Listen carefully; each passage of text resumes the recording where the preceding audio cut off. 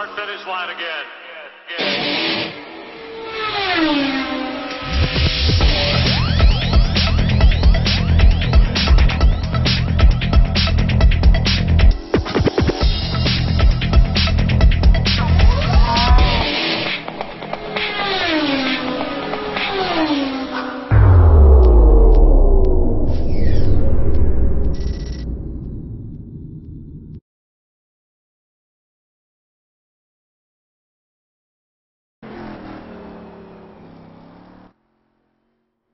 Welcome viewers to round 2 of the TFR SuperCup with myself and Will Vincent. Yeah, what the hell was that? Welcome everyone, hello. It's my very dodgy auto-tune. We were doing some auto-tune impressions in before the cameras are rolling. We're watching Oliver Brandt going round Road America. We're just finishing qualification now, and it's an interesting story to qualification, Will. Will? Yeah, right, okay. Hello, hello. Yeah, and surprise, surprise, after dominating at Watkins Glen last week, look who's on pole yet again. Absolutely, and he was briefly on a 1 minute 59.1, but literally the last lap, capable in qualification, he did a 1:59.04, 087, and Tapiani, L and Oliver Brandt were vying pretty much for second position. They did have swapped quite a lot during the last minute qualification, and Tapiani's just managed to get below 1:59.5, so about 4 or 5 drivers quite quick at the start of the grid. Yeah, and what will be the positive thing there for Tapiani out is that he is ahead on the grid of Yoni Bachmann. Last week at Watkins Glen, he started alongside Yoni, even though he was his teammate, and he found it very difficult to get around him after Yoni got the jump at the start. So this will help Tapani. This time he'll just be coming under a little bit of pressure from Oliver Brandt in the number 91 machine. Absolutely, they will line up. Obviously, Yoni will be absolutely behind Tapani on the grid, so we're going to see some good racing. We've got another Glacier TV driver, number 34, Jarno Matkelin, is guesting today in a Corvette as well. So we might as well take you through the grid now. I'll take you through the GT1s. In first position, Fruit Manzar. Second is Tapiani L, as we spoke earlier. Third, Oliver Brandt. Fourth, Yoni Batman. Fifth, Yuha Pai. Sixth is Simon Geimer. Sixth, Simon Geimer. Seventh is Arthur Kirk-Poulsen. Eighth is Jarno Matikainen. In ninth position, Dave Geimer. And 10th position is Chris Partridge. 10 GT1s today, and I think Will take you through the GT2s. If I have to. No, so, Nick Vestigia, he lines up on the inside of row number 6 in the 11th position overall, first in the GT2s of 2 minute 4.739. Kimmo Suruman lines up alongside him in the number 51 machine, the 51 Glacier racing car. And then in 13th overall, Toby Bushnell for Talk Freak Racing, then Stefan Coppand in the number 81 machine, with Russell Clayton in 15th, Roderick Croonan in 16th, Robert Lowry 17th, Eric Vadoff 18th. Duncan Reed in the 19th spot, lining up alongside Robert Burton, then Gaz McLean in 21st, William Piner in 22nd, and once again we've got a couple of drivers here who haven't qualified, Luke Ridgway and Mark Bird, but it doesn't look as though Mark Bird is going to make it to the grid. We'll just line up behind pace cars now. People are all gridding up. Is Mark Bird going to start from the pit line? I should think Luke Ridgway will start from the pits. It's his first TFR race, I believe, today.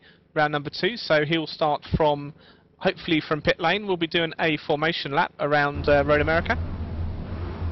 Yeah, so unlike what you saw in the TFR Touring Car Championship last Tuesday, we actually have formation laps here, which makes it adds another different element in, bring the field to the green flag. They'll be going a lot faster coming down into turn number 1. Turn 1 and 2 here, oh so tricky. You've got walls very close on the outside of turn number 1. You've got a bit of a runoff on entry. If you lose it on exit, you're going to be hitting the wall and collecting a number of other drivers. And then also turn 2 as well. Very, very difficult right-hand 90-degree corner. Our GT1 grid looks fantastic. We've got a couple of Sharks, three Glaciers, and then we've got Oliver Brandt in 3rd position, 1st position, Fruit Manzar as well. These guys are also teammates, so some excellent constructors fights going on. Yeah, but there's no ping. No pink, absolutely no pink or brown today. No Jason Brown, no David Ward. So that's a big blow for those guys. But we should still see a lot of fighting. We've got an awful lot of fighting down in the GT2s as well, with Verstegi, Sorinen and Toby Bushnell. I can't see a Joni Hagner in the grid as well, and Joni Hagner is a very, very fast driver. So at the start of the GT2s we do have a Steel Series vehicle, Steel Series Radicals vehicle. Yeah, I'm just having a look through the grid. What is really interesting is that third, Toby Bushnell in the GT2s, all the way down to 7th, Robert Lowry, they're pretty much separated by 1 second on the grid. So that GT2 midfield fight is going to be very, very close. And I'm absolutely looking forward to it. Now, another talking point we need to talk about as well, as we come round the first corner at Road America, is the last season we had a race, the second round in Road America. Farouk Manzar had a bit of an accident and took out the then leader, David S. Peterson. So maybe there's a bit of a role reversal. That was done all the way down in Canada Corner quite early on. And yeah, it'll be interesting to see if there's a role reversal.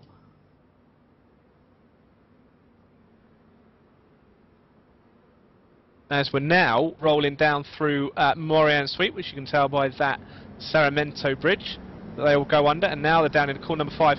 And we're going to see a lot of running off here at corner number 5. It's a big deceleration point. Oh yeah, turn number 5, that left-hander, 90 degree, one of the biggest braking zones on the racetrack. The fact that there is a wide runoff area there is a saving grace for drivers, but you've got to be very careful when you rejoin the track and then as you come underneath the Corvette bridge. You're talking about Canada Corner earlier on, and I remember that. It was one of the first incidents that really helped Oliver Brown on his charge towards the GT1 Championship last season. So Canada Corner, it's oh so tight. The wall's very close on the inside and the outside as you come down there. And I think that it's going to be interesting coming down through that corner. Probably more so this time around in the GT2s and the GT1s. Yeah, absolutely. We're just going round the carousel. Everywhere's got a carousel. We're just going around it now, and that will pull us all the way into 10 and 11. 11's the kink, very, very tricky corner. Kettlebottom's 11A, and then all the way down in the canner as well. And I can't wait for this. Yeah, look at you revising up on your corner names. You put me to shame. Well, it wasn't as bad as the week 13 race we did, where you named all the corners. The images are still on the TFR TalkFreeRacing.com front page of all the corners and VIR East. There was some ridiculous 27 or 28 corner names you made up, and I've been pretty good since then. Yeah, and then I couldn't show up to that race, which I think I was just making your life living hell that day. Absolutely, absolutely. And all of those broadcasts are on YouTube under Glacier TV Archive as well, which is where you will find this race posted up after it's run. And what we're around Canada now, aren't we? Yes, we are. We're around Canada Corner. In fact, the leaders are pretty much coming down into the last couple of corners already. Farouk Manzar, he's going to bring the field up towards Green Flag Racing, just coming under the Kohler Half Bridge, I like to call it. You see that braking zone there, just as you come into the final corner. That is so difficult, just because the asphalt changes there. Be very careful about that.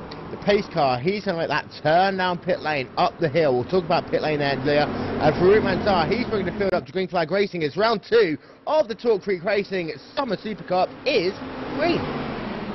That's a great little start by Farouk. He got the run on them. He's taken a nice little the wide line. We'll see how they run down into the first corner.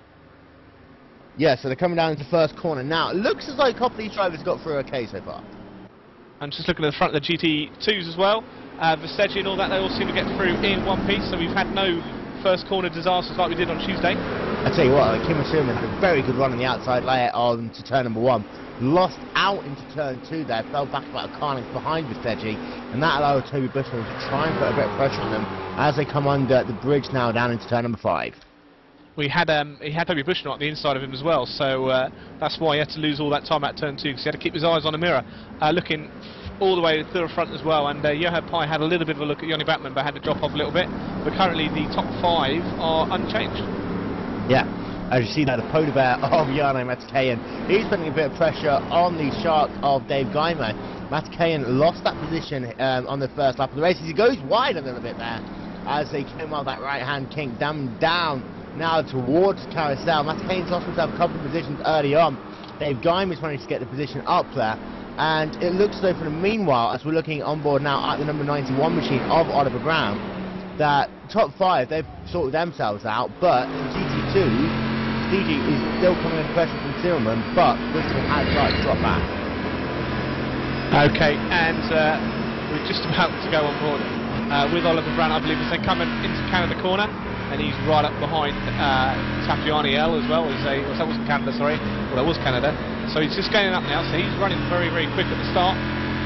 And GT2, the early battle, as we were saying, between Nick Costaggi and Kimmo Surinam. Yeah, and I was talking to Yoni Backman before the start of this race. As you know, Yoni does a lot of the broadcasting here at Glacier.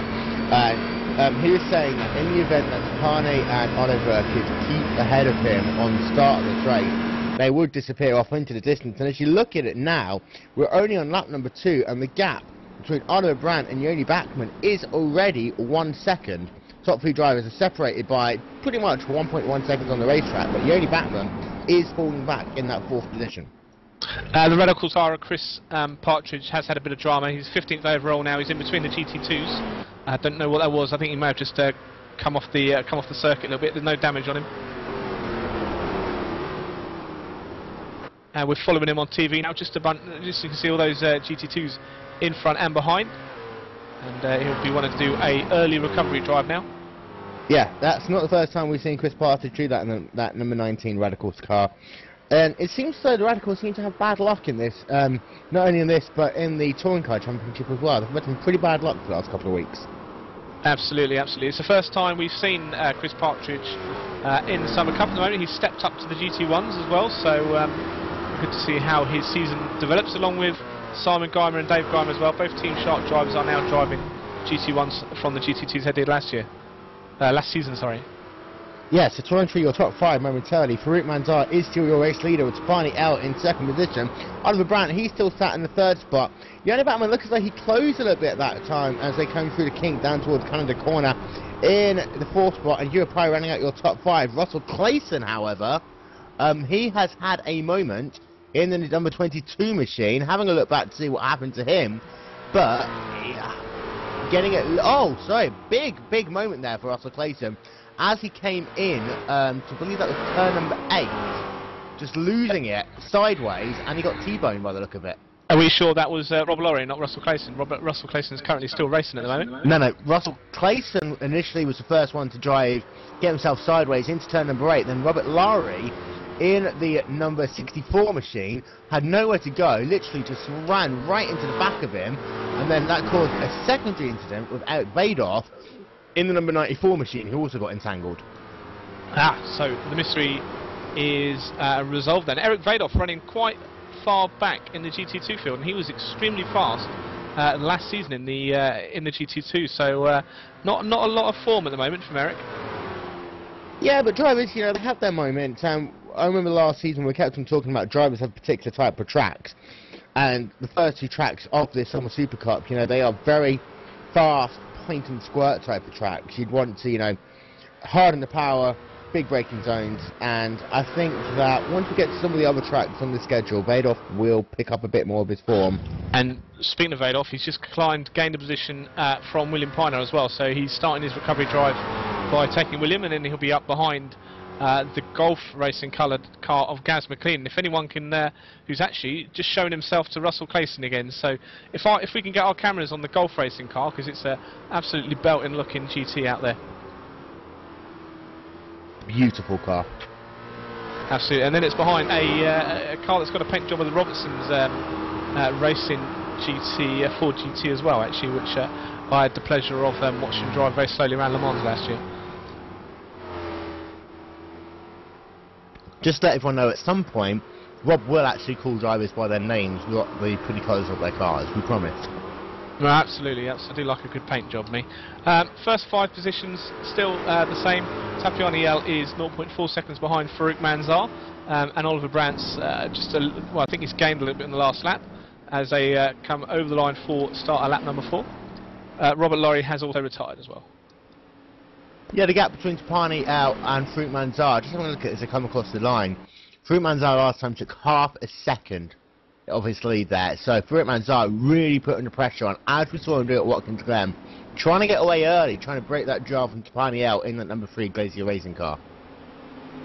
And Gaz McLean's been quite fighty now, up behind the Shark Racing GT2 that one of the Guimers left last year of Robert Burton. And that's just gone out the start finish out of the last corner now, onto the start finish up the big hill. And this pit lane later on, when we come to pit wheel, is going to cause absolute carnage in the on the pit exit, I believe. Yeah, pit exit is interesting, shall we say. Pit entry, talk about that first, because it's uphill. Unlike a couple of other tracks, you know, Watkins Glen, you can run out of fuel in the last corner of Watkins Glen and coast it into pit lane.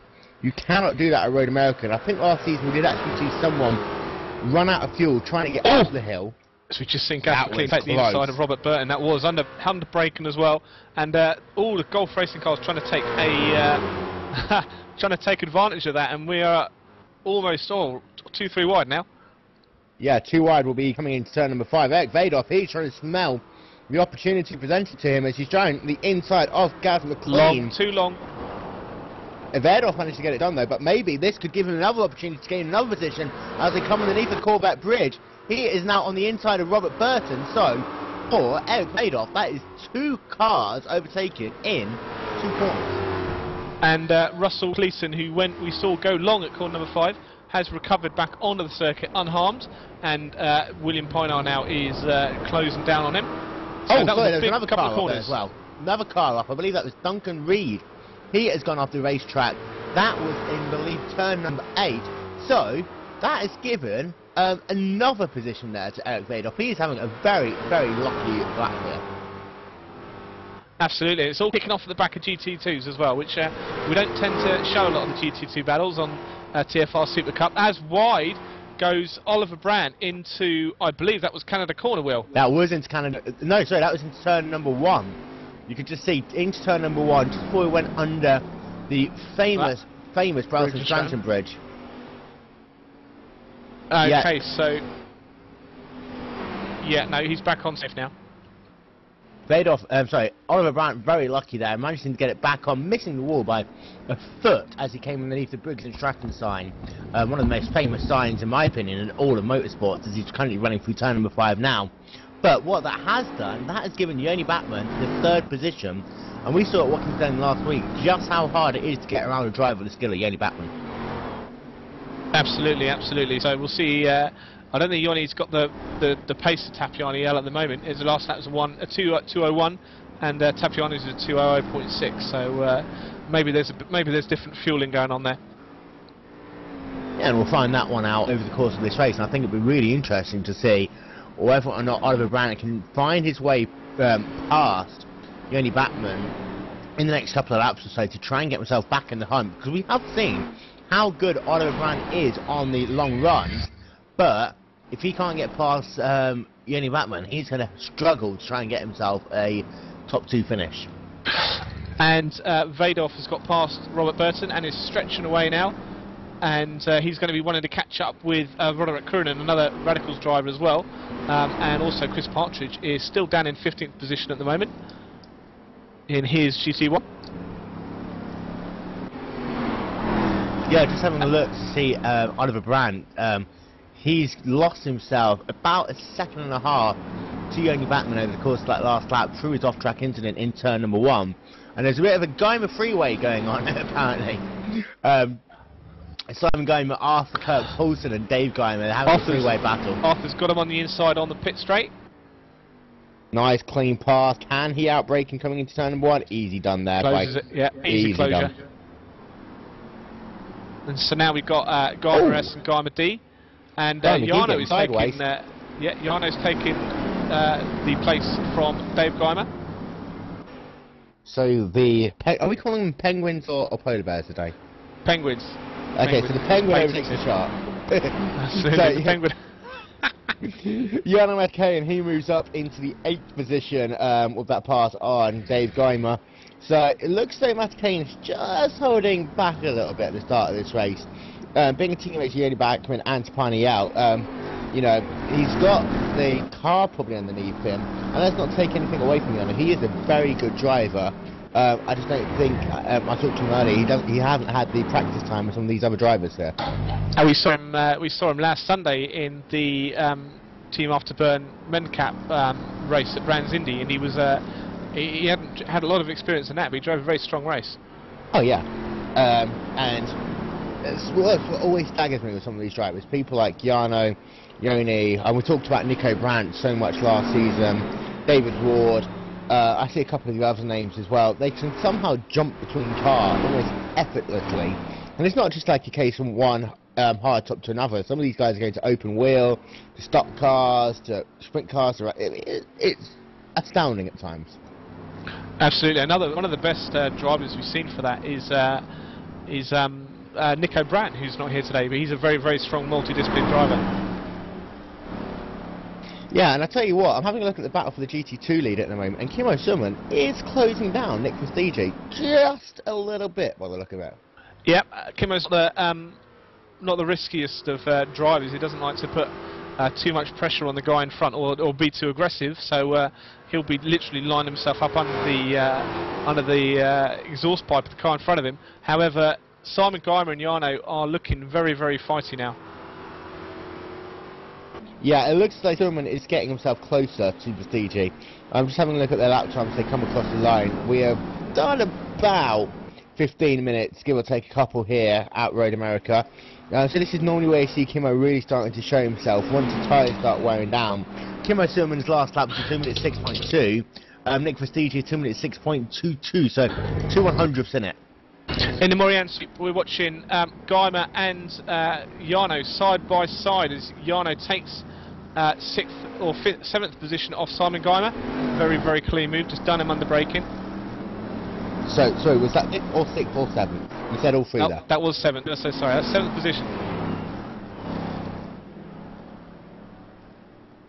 Yeah, so Jarno, he's on the move now. And I think for Jarno, just those couple of laps to get the car underneath him. Corner number 5, sorry about that. Corner number 5, Vestigi slid under braking side by side now with Kimmo Suren.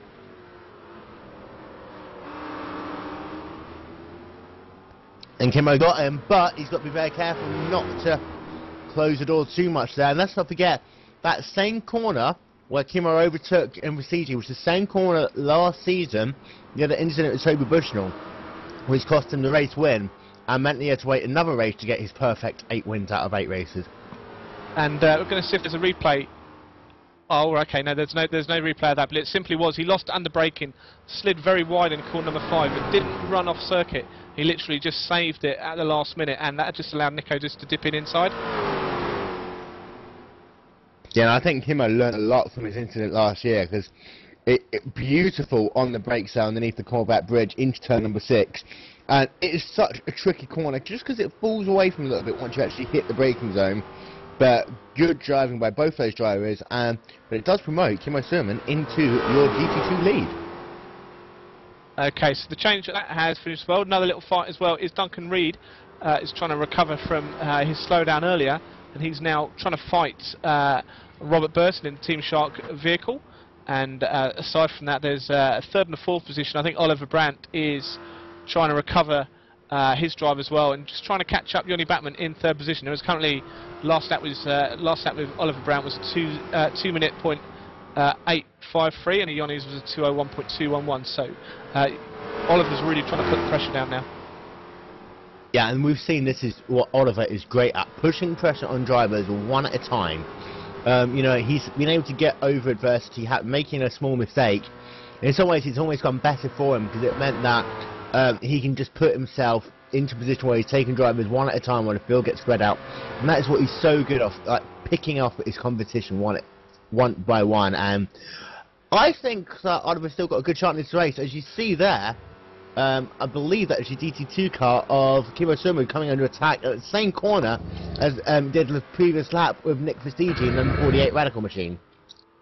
And that's a great fight now, so that fight isn't over. We've just seen, I think that was Robert Burden go off on the track as well, but I think if the cameras can take a look at the fight between Nick Vestigi and Kimmo Suren, because it's really, really starting to hot up.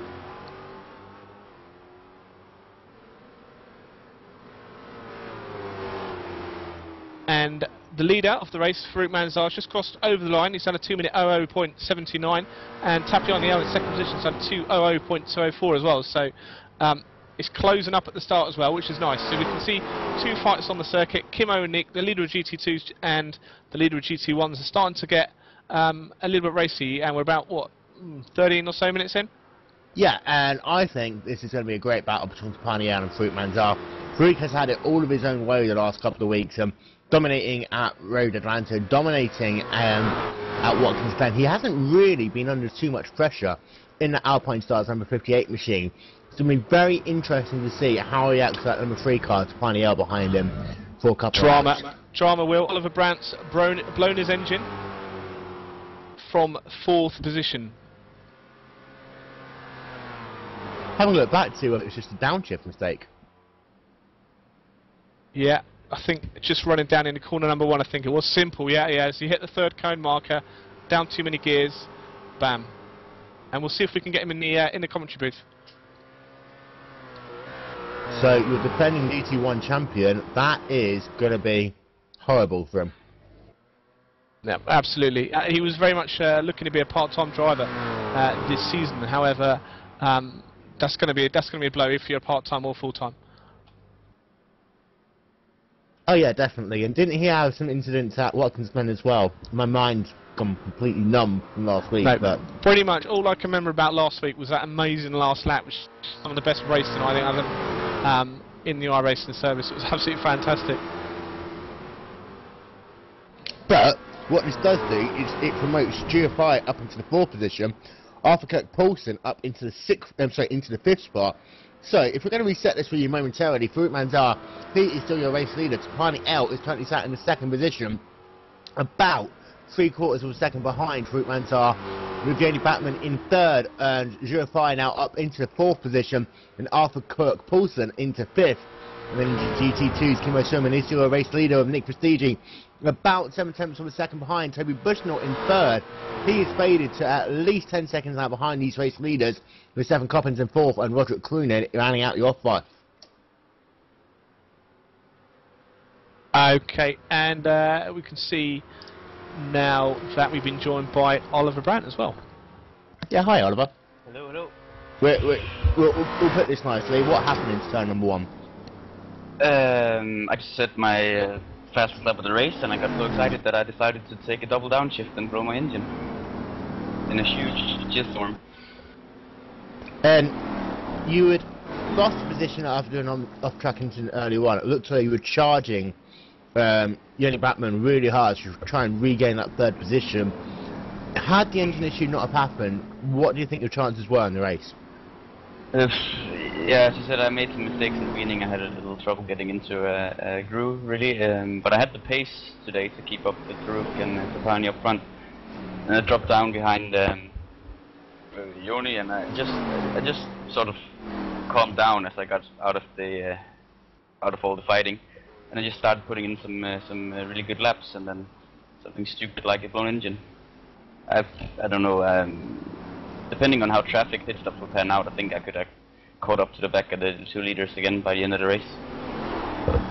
And you talked about being part-time, you talked about being, not necessarily running the full season this year.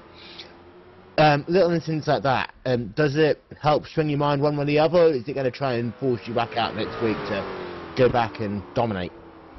No, I'd rather be out there on the track having fun, really.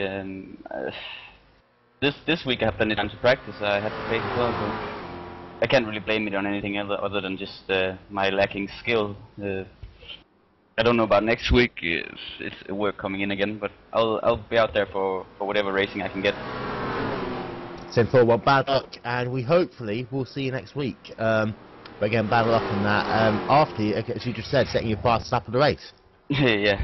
Well, tough, isn't it? See you, guys. Have a good one. Yep, so hello Oliver. We saw some interesting things on the screen earlier. We saw Duncan Reed and Gaz McLean fighting for positions, and they keep swapping positions. However, Kimo Surinen also made a mistake, and Nick Vestigi has closed right up, and for a moment they were a little bit side by side, Will. Yeah, and it was oh so close. And I think Kimmo is very lucky to keep the first position there, because I think if Vestigia gets back past, it's going to be really, really hard for Suherman to find a gap later on in this race. Absolutely. We're going on board with Nick Vestigia now for a lap around Road America. And you can just see how close he is to the Glacier racing vehicle of Kimmo Suhonen. Yeah, and I'm actually disappointed about the fact that Oliver's gone, because he could have taken us around the lap here. But we're just coming out of turn number 2, down the Maurienne Sweep. This technically forms turn 3 and turn 4 of the racetrack, before they make that hard braking run into turn number 5, one of the biggest braking zones you will see on the racetrack. Brake as late as you can, but don't do it too hard, otherwise you will overshoot, and even though you've got the run up, you'll lose yourself a lot of time. Come out the corner well as you then go uphill, braking underneath the Corvette bridge into turn number 6. Carson comes to fall away from you as you do that, as you go down the left-hander, and then you want to bring it nicely to the right-hand side as you come through turn number 7. This short straightaway is really, really difficult. And then as you come into turn number 8, flicking it to the left, you're going to get good acceleration off here as you come down underneath the Speedwell Bridge into the carousel. You see Vestigia oh so close there as they come through the carousel. Turn number 9, and you see you just have to brake a little bit there because you've just got so much good momentum. Yeah, bit of a wobble from Kimmo, mid of the apex. He really sort of missed it and sort of really compromised his corner. And then as he came through with the kink there down into Canada corner, then I think that he's going to get where he gets to run. I think is going to be the best thing. As they come out of Canada corner, you know, just 2 more turns to go. This pretty much is single file here. So they come up that uphill left-hander, then turn your sound off, and then into the final corner. The braking zone with that final corner, you want to brake later, but you often can't do so. And then as you come up the uphill straightaway underneath the Caterpillar Bridge, looks like Vestigia loses out on the last section of this lap. Okay, that was a lap in car with Nick Vestigia. Very, very compromised round carousel there due to that mistake by Kimmo. And we're watching now. I think we're going to be... oh, we've got Oliver Brandt back in. Hello again. Oliver, welcome back. Now, Oliver, can I just ask you a quick question? What were your tactics in that race with regards to fuel? I don't really do any fancy stuff like David S. Peterson used to do. I just run it out of fuel and then do the math on the fly, how much I need, and then get going. It usually works out perfect for me. So. Fantastic. Okay. Now, what was the other question? Did we have another question? In fact, anyway, if anyone wants to ask a question, then feel free to hashtag TFR SuperCup on Twitter, and we'll see if we can ask him. Yeah, you're spinning fantasies. I'll tell you what, though. I think it's going to be very difficult for Vestigia to get past Suherman. I've just been having a look at them for the last couple of laps, and it just seems to be where Vestigia would have the opportunity to get a run, coming out the final corner, coming out of turn number 2, down into turn 5. It just seems to be that is where Suherman has the legs. Yes, he might be slower for places like the carousel, but it really doesn't look as if Vestigia really has got the power when he needs to have it. The best overtaking spot around here is arguably into Canada corner right here where they're coming into now. But if Kimmo has the carousel nailed and the kink nailed, then it will be a waiting game for Vestigia to try and see if he can capitalize on a mistake. Yeah, but even as we took the previous lap, when Suherman messed up the carousel a little bit, and allowed Vestigia to get close, he had to get so far out the throttle that just because Suherman can be the first person to put the accelerator down properly, you can always play a couple of mind games to help yourself down that run if you make a bad corner up there. Yeah, certainly. You're gonna have to have a gap and then get a run. If you get up behind the car you're following before you get to the kink, then it's game over. Then you won't be able to keep up the momentum. Just having a look back to Fruitman's, that's so scary. Stepaniel coming down into Canada corner, almost collecting Gaz McLean there. He was so late on the brakes, a big wiggle for him there. And that was a scary moment for all involved. And I tell you what, Will, sorry to interrupt, but that has given, all of that shenanigans has given the Gaz Reed and Duncan Reed story, Gaz McLean, Duncan Reed story, another chapter, because they are battling now on the start-finish. Yeah, and Duncan Reed, he is only, what, 1 car length behind Gaz McLean as they come down past the start-finish line. I don't think he's going to have a run.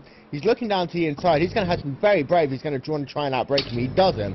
Just trying to play a couple of mind games with Gaz McLean. But these two drivers having a great battle on the racetrack in the middle of the GT2.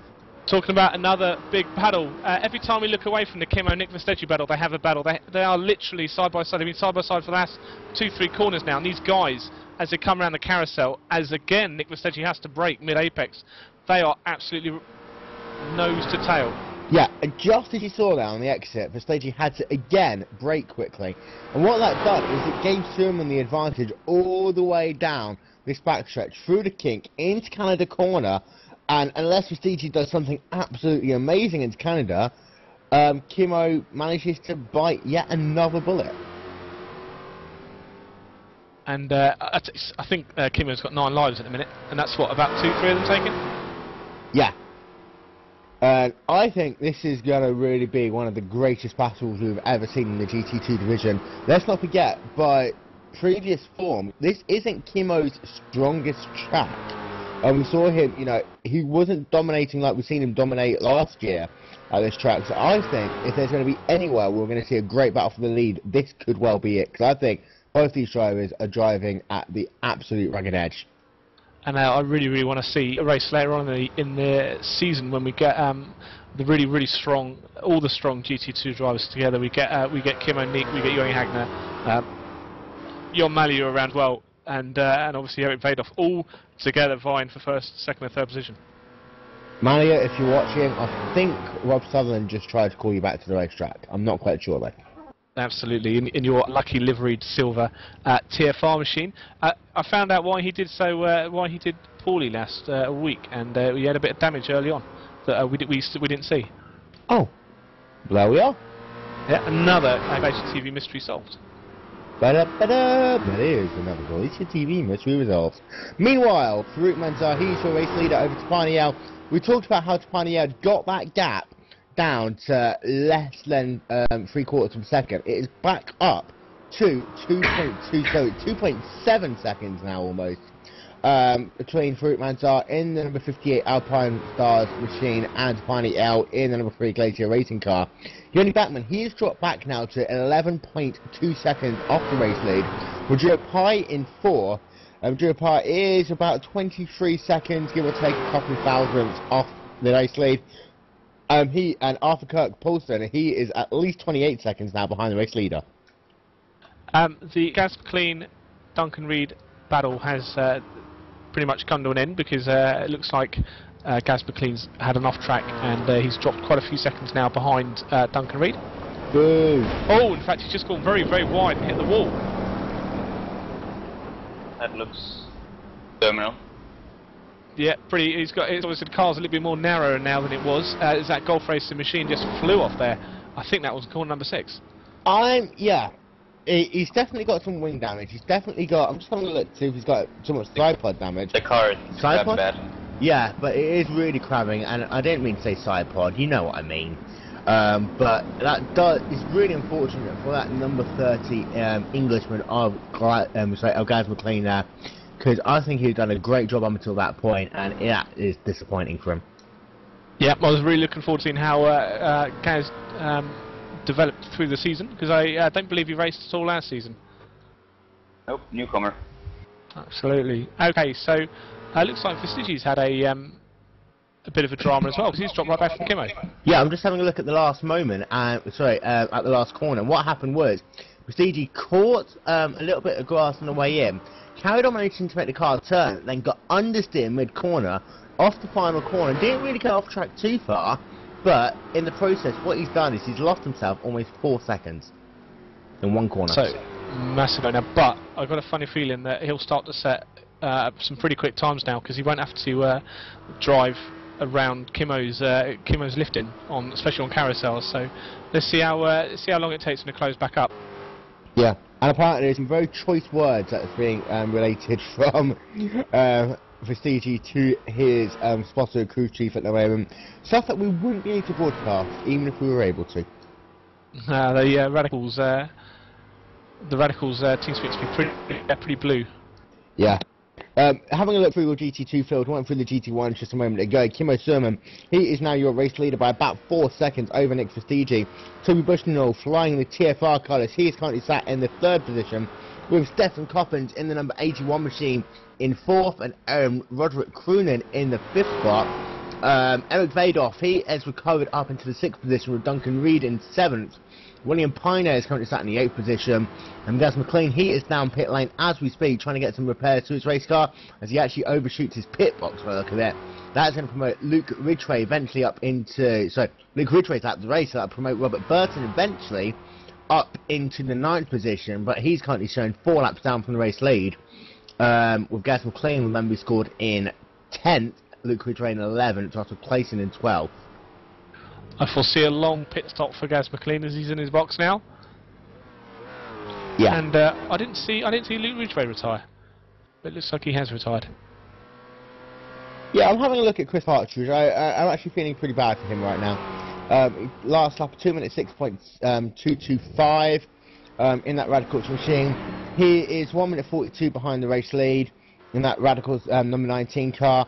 And what I like about Chris right now is he knows that, with the exception of attrition, he's not going to really gain any points. But the fact he's pressing on, you know, he's got to get himself to half distance to score points, but the fact he really is pressing on is, in my opinion, commendable. Absolutely, absolutely. And if you do, if you get a whole of points here, that can help you out an awful lot the rest of the season, especially if you attend quite a lot of the races, because we saw last year you're pretty much guaranteed of a midfield finish if you really post a lot of points.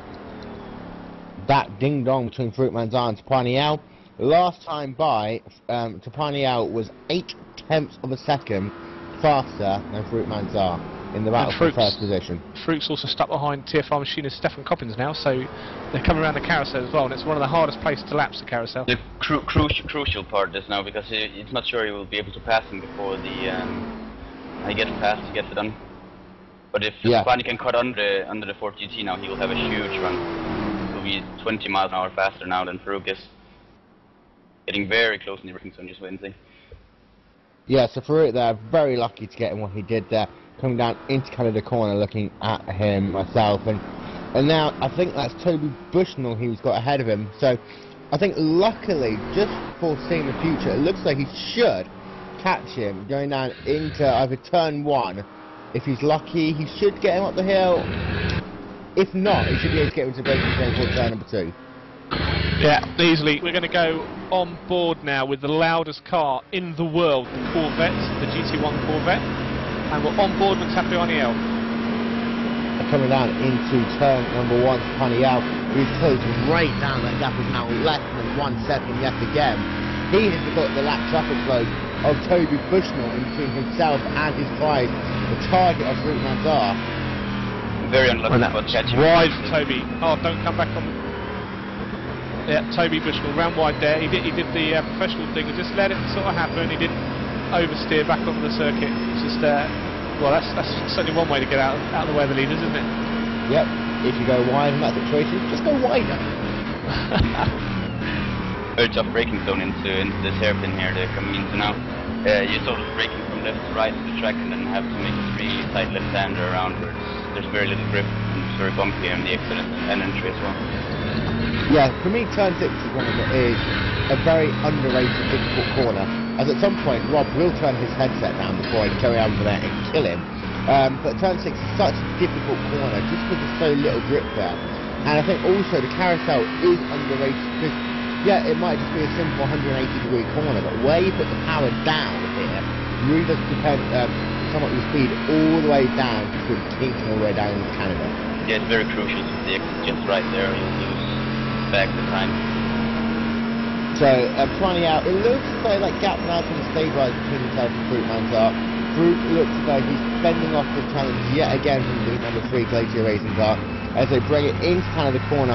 But running that curve beautifully on exit there, that wide curve on the left-hand side of kind of the corner, through the final couple of corners, and then this final corner here, Oliver, the way the asphalt changes, it really starts unsettle the car on exit. Yes, there's the little strip of darker asphalt you see as you go into it. It's a huge bump actually. As you start braking, you don't want to. You want to start braking the car down and then let off the brake before you hit that, or you will lock both front wheels up and you'll just go straight on. It's a quite tricky little one, the braking zone. And so the track is curving as well, so you're sort of coming from the right side of the track, having to pick a straight, or sort of cut from left to right, or right to left, to make the braking zone straight, so you can stop the car properly and get a really wide entry onto the straight. And when both drivers were in clean air-ish at least, Tapani lost 7 tenths of a second that last lap, so advantage back to Farouk Manzar in the number 58 Alpine Stars machine, as I believe that is Yoni Batman who's putting a lap now on Toby Bushnell. Yoni Batman certainly sat in the number 46 Glacier Racing machine. A couple of words exchanged between those two drivers. Yoni's doing a good job, currently on course to get his second and third position in a row. Sorry, his second top 3 in a row after coming home second at Watkins Glen last week. Yeah, he's running quite comfortably right now, at least. Just looking back through the field, well, Toby's little incursion with the grass and the gravel earlier has dropped him back into the clutches of Stefan Coppens, but they're both cut about under just about a second or so off each other, so we might see something develop there. And let's not forget, even though these two drivers are teammates, and I believe they are running for team points together, the TFR race me as hard as you race everyone else policy might come into effect. And it's a fine, admirable policy, and we saw that last week in the Glacier Racing cars with Tapioni and Yoni Batman, because they raced each other pretty hard in that last lap. Oh yeah, they did. And I think in any situation, you know, it's the case of in the last lap, I always say to my teammates, if you leave a gap on the last lap, I am going to take it. Don't just drive around like a Nancy just because of the fact that you think that you've got your position in back, because even though I'm sat behind you, I will take the gap. And I think that's what we saw at Tapani and Yoni last week. And that's a pretty good way of motivating your teammates as well, I find. Yeah. Although you don't have any teammates, because no one loves you. I'm joking. Oh, there we go. There we go. We all love Tough you. love, eh? Tough love. Right. That the siege is picking off a tenth or two every lap now on Kimo and reeling him back in slowly but surely. Yeah. I think though that battle really shape itself up in pit stops. If Kimo can get himself a good pit stop like he had last week, I think he can get himself just out of touch with Vestigi, because Vestigi is oh so good on new tyres, but I don't think there's anyone as good on new tyres as Kimo Suleiman and that number 51 Glacier Racing car. And we're not actually that far away from our first round of, well, our only round of 5 pit stops there. No, the Ford GT should be able to do about 50, just over 50 minutes before they'll have to stop, and the Corvette just 5-6 minutes longer. So we're just thereabouts. Yes, we're getting close to that window. It'd be interesting to see where Kimo and Vestigi come in on the racetrack. I believe last week they actually came down the same lap, so we'll keep an eye on that. We'll keep our way through the entire field. Having a look back to the Team Shark cars, they're currently sat in 7th and 8th positions in the GT1 car. Dave Geimer is currently sat in the 7th position in the number 23 Team Shark car. He is 44 seconds behind the race leader. Simon Geimer is a further 4 seconds behind. And having a look at their lap times, it looks as though at the moment they're pretty much on similar paces, but Simon Geimer is trying to close down his not only teammate but oh, Vadoff. Sorry, Vadoff is off between 5 and 6, and he will momentarily stops on the circuit right in front of Yano. Yeah, Vadoff going very slowly in turn number 8 as well, spinning the car around, and I've got a feeling he might actually have some damage. He's going really, really slowly there as they came down towards King. Having a look to see whether he's going to be fine to come through Canada, because that is always a real test for handling of your car. But he's had Jano Matakayan put the lap on him. Having a look behind, Dave Geimer is going to be all over him as they come through Canada corner. Breaking early, a bit early there, I think, Eric Vadoff, but it'll be interesting to see if he comes down pit lane. Big bit of a trouble between Farouk as he tried to lap up on Chris Partridge, just come out of the last corner there. Chris took it wide and then just came back across the racing line of where Farouk was, and Farouk had to take avoidant action, and that's now caused a bit of a close-up between the first two drivers, as now Tapiani L is closed down quite a bit on Farouk.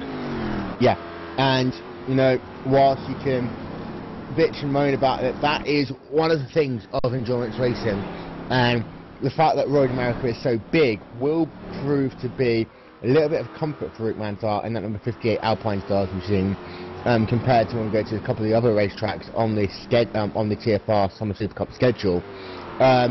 But you know, that for me is one of the key aspects of endurance racing. Navigating your way through traffic is almost as important as being able to top lap in these cars, because that's where you really do find the time. Yeah, if you're not confident in lapping the slower class or giving room to the faster class, or being confident with them being around, you'll easily lose 3-4 seconds. Have a train of cars coming through. Especially in the Ford GT, you just gotta have your balls with you and just defend your right to race and just hold your racing line and defend it tooth and nail.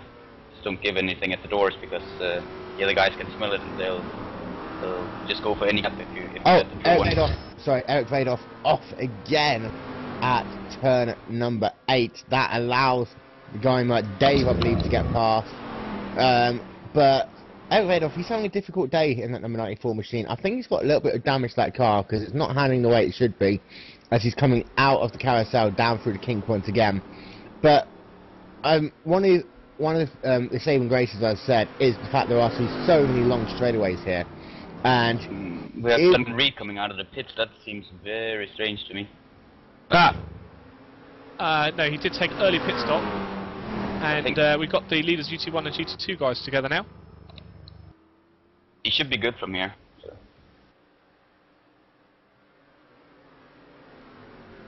Ooh, Glacier side by side going into, and I'll tell you what, Will, the way Tapiani just put a lap up on Kimmo, and the way Kimmo slowed down, that's going to be ever so helpful to Nick Stegi. In some ways, yeah. But again, it's big picture. If he'd took his normal line into the corner and held up to L, at some point he was going to have to get past it anyway, and that would have allowed Prestige to close down. The way he did it, he allowed Tapani to get a good run off the corner, tried to close down Farouk Manzar. That gap is really a bit like a yo-yo at times. It's kind of always in between that 2.5 second all the way down to half second range. Tapani really has got the pace to challenge Farouk Manzar here, who I have to say is doing a great job in that number 58 car. And the next one they're coming up to lap now is William Pioneer, and that'll happen in a few minutes from time. They've just gone through Canada corner. So by my watch, we have the Geimers coming together soon as well. The Simon Geimer has been gaining 2/10 half a second on his brother, lap by lap now. Dave has currently just been held up by Roderick Kroon in the GT2 as well, so that certainly won't help his cause. Big Cart into pit lane, that's William Pioneer there in the number 88 machine. He's making his first pit stop of the day in the GT2 class. William Pioneer, we don't talk about him much, but he's doing a good solid job. I know he's not one of the fastest guys in the GT2, but he seems to be improving week on week in that GT2 class, and is encouraging performances by Pioneer. Yeah, and he's another multi-discipline driver as well. He does drive an awful big variety of cars in the iRacing service. And I certainly see him quite a lot in the MX-5s as well. Yeah, and especially in the Club England races. Did you race Club England on Wednesday? I did. How did you find it? I was scared to death. I got taken out by my own teammate in race number 1, which put me in the pole for race number 2. And then I was so busy looking at drivers around me to give them room that I forgot we were running the different layout, and I almost caused a big wreck. Always good fun racing Club England. Yuhapai is in the pits. Yuhapai is in the pits. And Vasiti is closing. William Pioneer is just in the pits now. No, I was just wondering if we're going to see any drama on pit lane as well extending today. It'll be crucial now for Vestige and Kimmo when we're getting to the pit stops. Nick might have been saving quite a bit of fuel in the draft. He might get a lap and a half worth of fuel more in the tank, and that might easily gain him 5/10, 7/10 in the pits because he has to take less fuel in the stop. He doesn't need quite as much downtime to get to the end. That might be the decider here. If you want to know just how hard Battisti is closing, is charging even. His last 5 laps, a 2 minute 5.9, a 2 minute 5.9, a 2 minute 5.829 on lap 19 was his fastest lap, a 2 minute 6.2 and a 2 minute 5.9. So he really is putting the pressure back on Kimmo Suleiman, and ding dong back between these two guys. We don't often spend as much time in the GT2 because Kimmo dominated last season, but Prestige really is. Farouk is off. Farouk has crashed in the pit lane. That is going to be disappointing, as both the GT2 drivers, they come down pit lane simultaneously. Prestige and Silverman are into pit lane. Having a look at Farouk Manzar to see what's happened to him, however. He snatched the brakes just coming over the hump, and it just put him 90 degrees into the wall. It looks like he might get away with it. He certainly lost some time. I think if Trapani puts in a great lap now, he can snatch the lead off him here in the pits. He's got a tiny bit of damage to that right-hand side, to that left-hand side. Seeing if his mechanic is going to try and bump that back out for him. However, what I really want to look at is this battle between Prestige and Suleiman. It is going to be very, very close between these two drivers coming out of pit lane. Who is going to come out first? And I think Prestige followed Suleiman into pit lane, knowing that if he's going to have any chance to get around him, it could be now. And long fill up by these guys. I keep on forgetting how long it takes to fill up these GT2 cars at time. But yeah, Vestige had a little bubble coming into the pits. He started slowing down a tad early. That might be a disadvantage now, I believe. Suleiman's got him. Suleiman will come out about almost 3 seconds ahead of Vestige, just like we saw at Watkins Glen last week even. Suleiman has managed to get himself a nice cushion coming out of pit lane. As you mentioned, Vestige had that little incident coming in. That has given Suleiman the opportunity he needs, but will Vestige be able to close him down on these fresh tyres? It's going to be incredibly interesting to see whether Vestige can try and get past, as Farouk Manzar is putting a lap on Vestige nicely down into turn number 5, so that's not going to cause Prestige any issues at all. In fact, he might get a tiny bit of a draft help there. Just sort of be careful that he doesn't try and, brake too late going into the corners there, but this is going to really hop up the GT2 class. And to give you guys an idea, Farouk came into the pits well before the GT2 guys and left after the GT2 guys as well, so big pit stop for him, very long pit stop.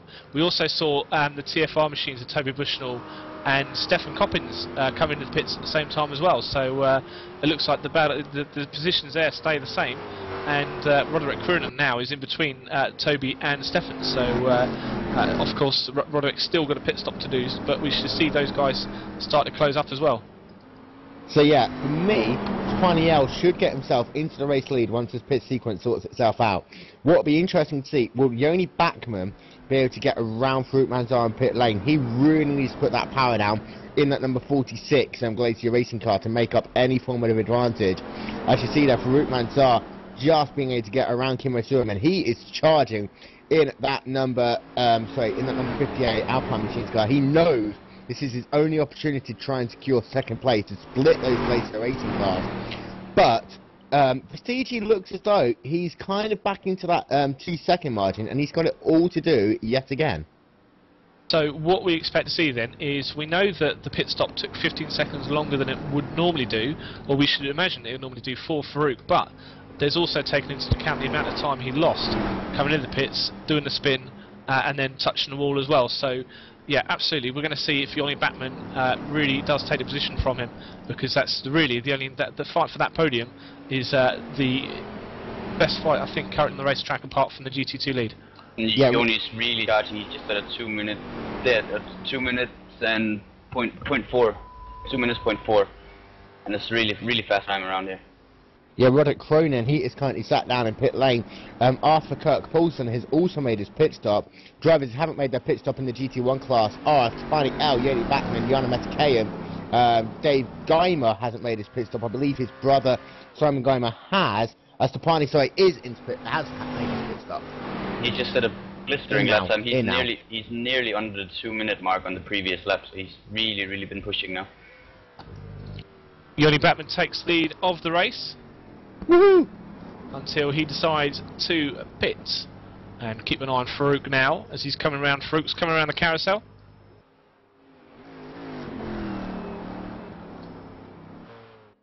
And into Kink. Yeah, so for Yoni Batman now, he's currently working his way through turns number 3 and 4. They're not really corners. I don't understand why they're giving themselves corner names, because they're just a little dart to the left or the right here, whatever. In turn number 5.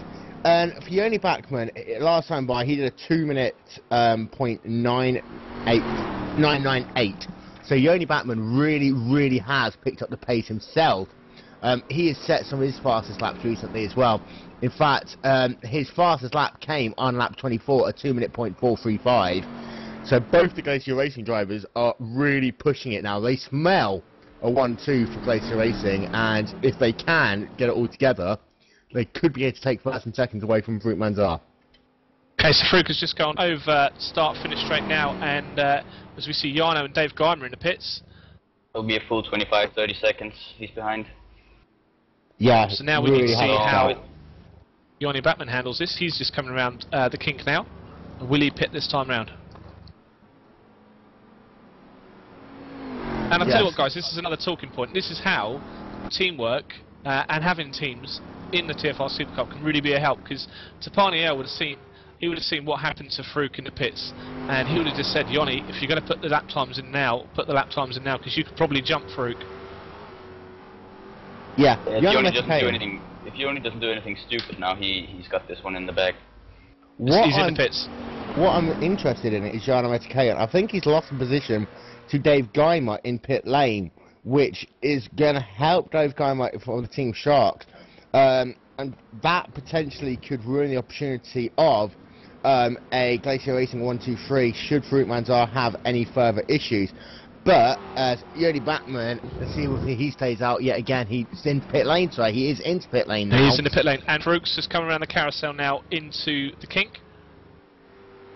So we'll keep an eye on where Farouk Manzar is on track. He is coming down through the kink, out of the kink, down in towards Canada Corner. Has Farouk Manzar been able to do anything to try and make that gap back up? His last lap was a 2 minute point 714. So serious lap time from Farouk Manzar. Can he get himself back out on track ahead of Yoni Bachmann, who's currently sat down patiently in pit lane, waiting for his pit crew to finish their work? Farouk Manzar, he's out of the final corner, up the uphill straightaway. Yoni Bachmann still sat in pit lane. It looks as though Yoni Bachmann is going to come out right there with Farouk Manzar as they come down into turn number 1. And I think, Yoni Bachmann got him by about 2 seconds there. That's absolutely comfortable. And the beauty thing as well is that Yoni was right at end of pit lane as well. He was literally one of the last stalls, so he was really able to just lamp it out of the pit lane, out of the pit box, and use a tiny bit of speed limiter and then just floor the throttle. To compare stops between Tapani and Farouk was his mistake. Farouk's outlap after he had his pit stop was a 3 minute 4 seconds.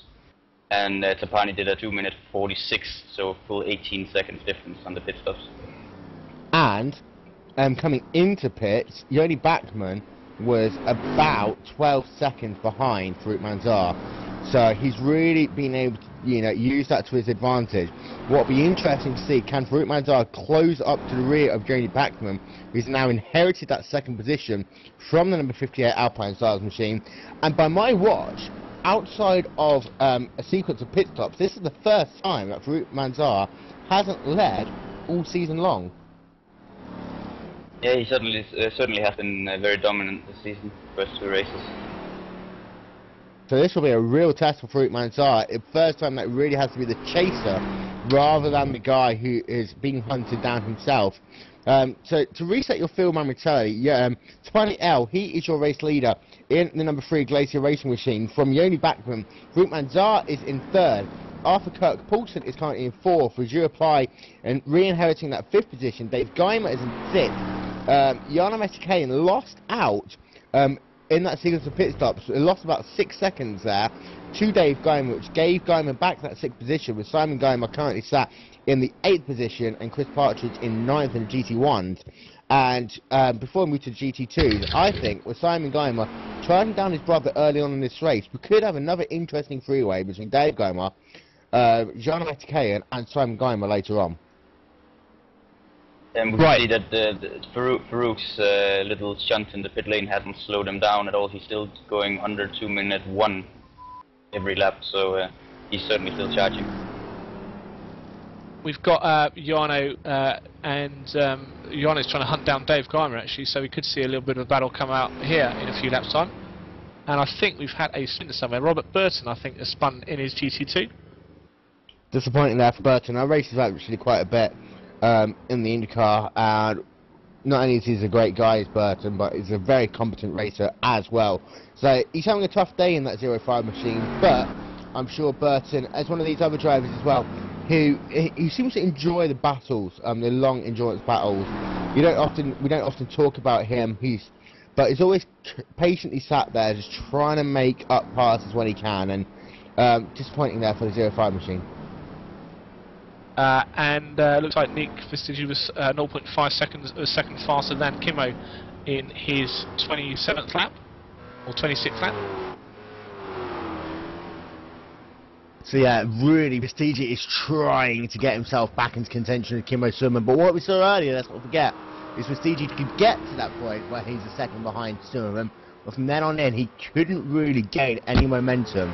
But in the second half of this race, it'll be interesting to see whether Vestigi is a lot more, how do you put this, aggressive through sections like the carousel, trying to rethink his lines on entry to get the power on exit to try and make the run down into Canada. The same comes with the final corner into turn number 1 and perhaps into turn 5 as well. Yeah, we could see a really brave dive into turn 6 late. I like how he called that a very brave dive and not a dive bomb. Well, essentially it is a dive bomb, but Vestigi's gonna put his balls on the line here because it's gonna be a huge shunt if he gets it wrong. It's gonna end up with his car T-boning Kimmo off the track if he overdoes it. Battle for the second position. The only backman last time by was 4 100ths of a second faster than Farouk Manzar. So he is eking away by inches over that number 58 machine. However, both these drivers are now over 15 seconds behind Tapani L, who has inherited that race lead in the number 3 Glacier racing car, and he really is putting the power down and pulling away. Just having a quick look at Dave Geimer putting a lap up on Chris Partridge, and Corvette on Corvette, very tough to do, but that's really put a 2:03 lap up for Dave Geimer, and that's allowing Jarno, who's done a 2:02.3, to catch up. So they really need to try and get past the Corvette back marker as well without really troubling them, as we see Chris Partridge just go a little bit wide there. Ooh, yeah. And again, we haven't really seen too much of Yana Matikayan in the number 34 Glacier racing car, but doing a good job there, hunting down Dave Geimer. And let's not forget as well, Jarno's not racing for team points because that team is made out of Tapani L and Yoni Batman, so for anything, Jarno's running for fun here today.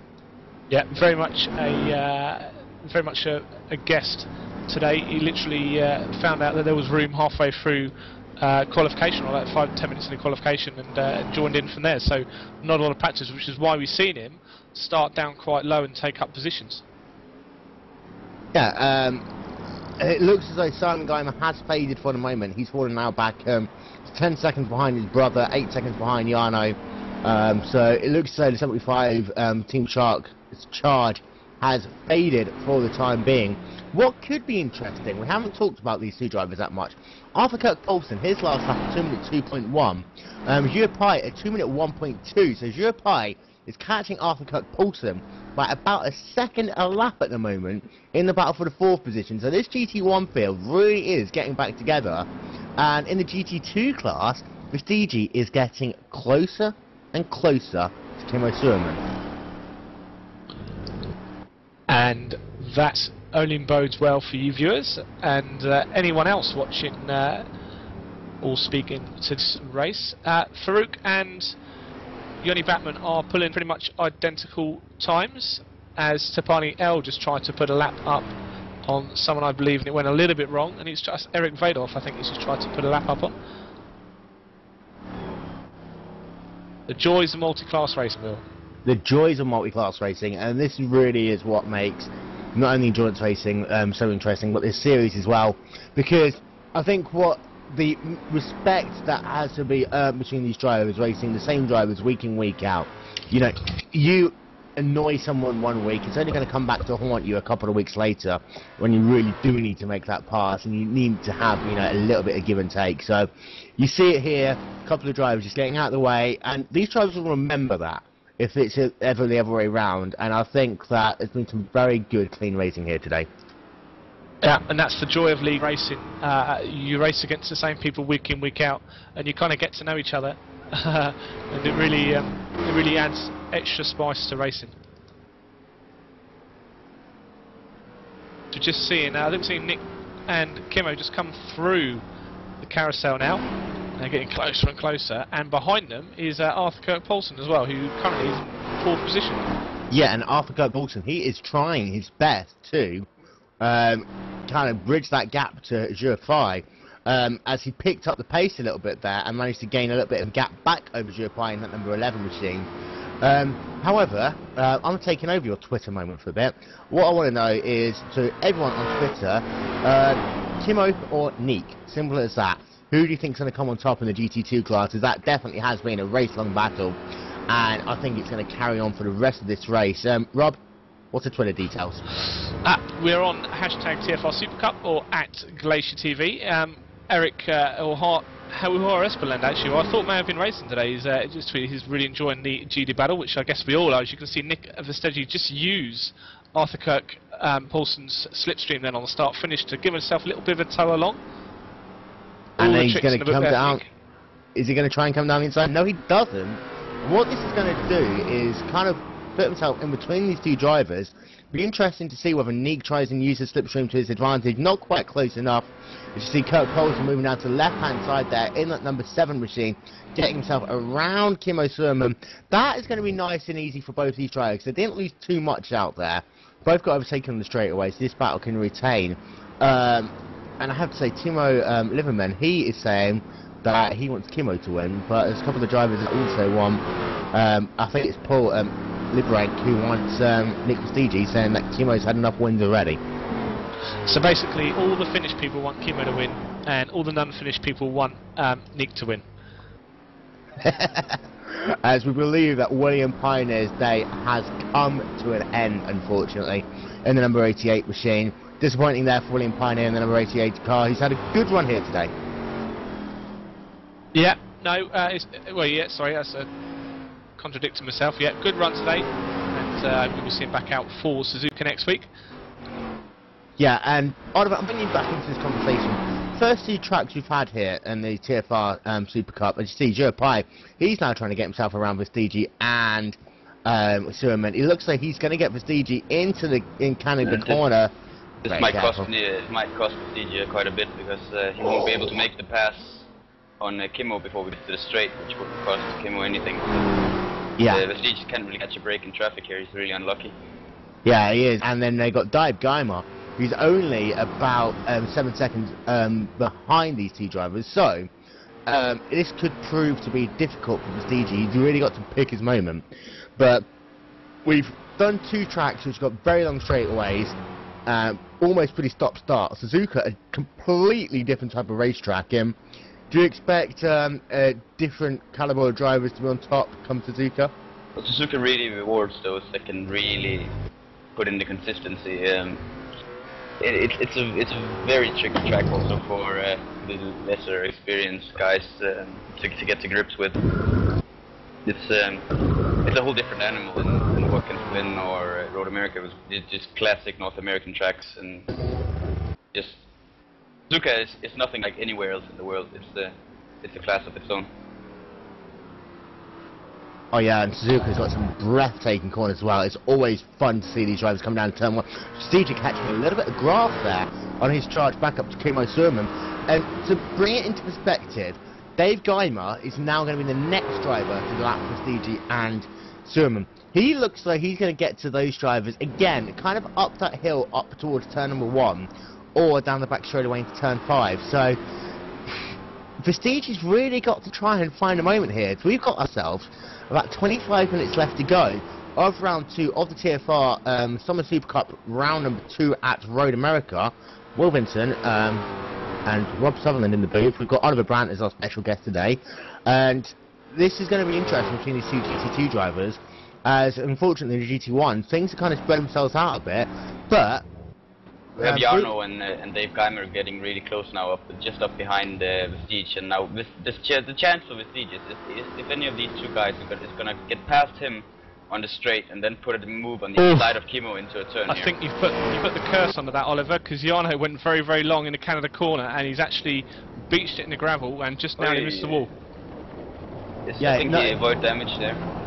Yeah, he kind of turned left, trying to do a 3-point turn there in the gravel. So that is going to drop Jarno Metikainen back down into the 8th position behind Simon Geimer, who inherits that. So the two Geimers once again lining Linus Sturm in the position standings, and for Jarno that's not going to be what he wants to see. It's happening right now. Right now Nick is going to have a chance perhaps if Geimer gets a good run here. He might be able to get past Vestige on the straight so he won't lose any time, and then he might hold up Kimmo, so Vestige somewhere. Let's see if it happens. Looks a little too far back. Yeah, it looks as though that Dave Geimer is going to catch him literally in between turn number 5 and 6. He's going to wait. He's going to wait. Yeah. And we've always seen this with Dave Geimer. He's been a very respectful driver in that number 23 Shark car. And being a GT2 driver for so long, then making that switch back to the GT1s, it kind of always seems to be that you know how it feels to be in a battle, and all you have is cars, you know, the faster class lapping you. So being very respectful there in the number 23 Team Shark car. Yeah, Nick is really up the bump. He's really up there.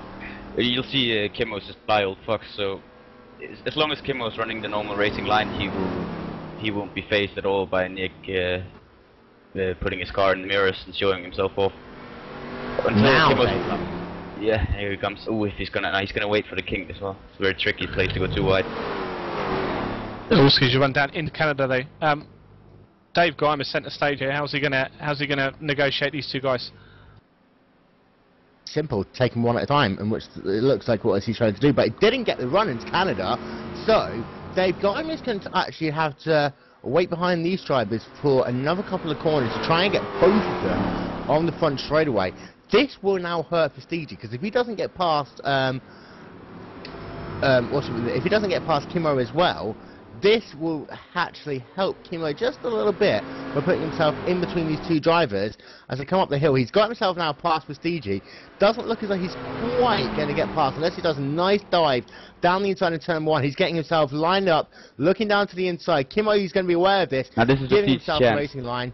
Yeah, now's his one and only chance, really, as Simran's offline now to close him down, but not close enough into turn 2.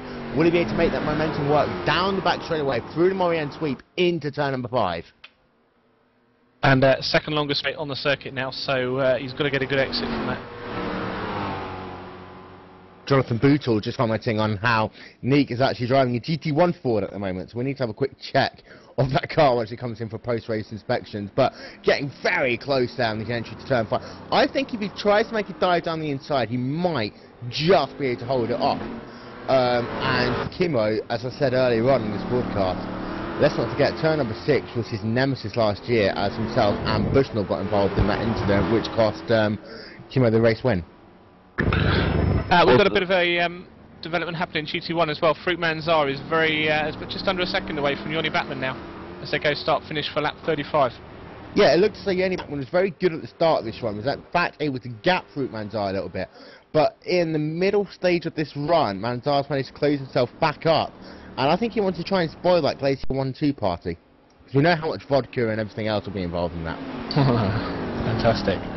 He's definitely looking to get there and put a little bandage on his little cock up from earlier, but definitely doing a good job of it now, and he'll be in the draft, and that's definitely worth 2-3 tenths a lap here on these long straights to be in the draft of someone.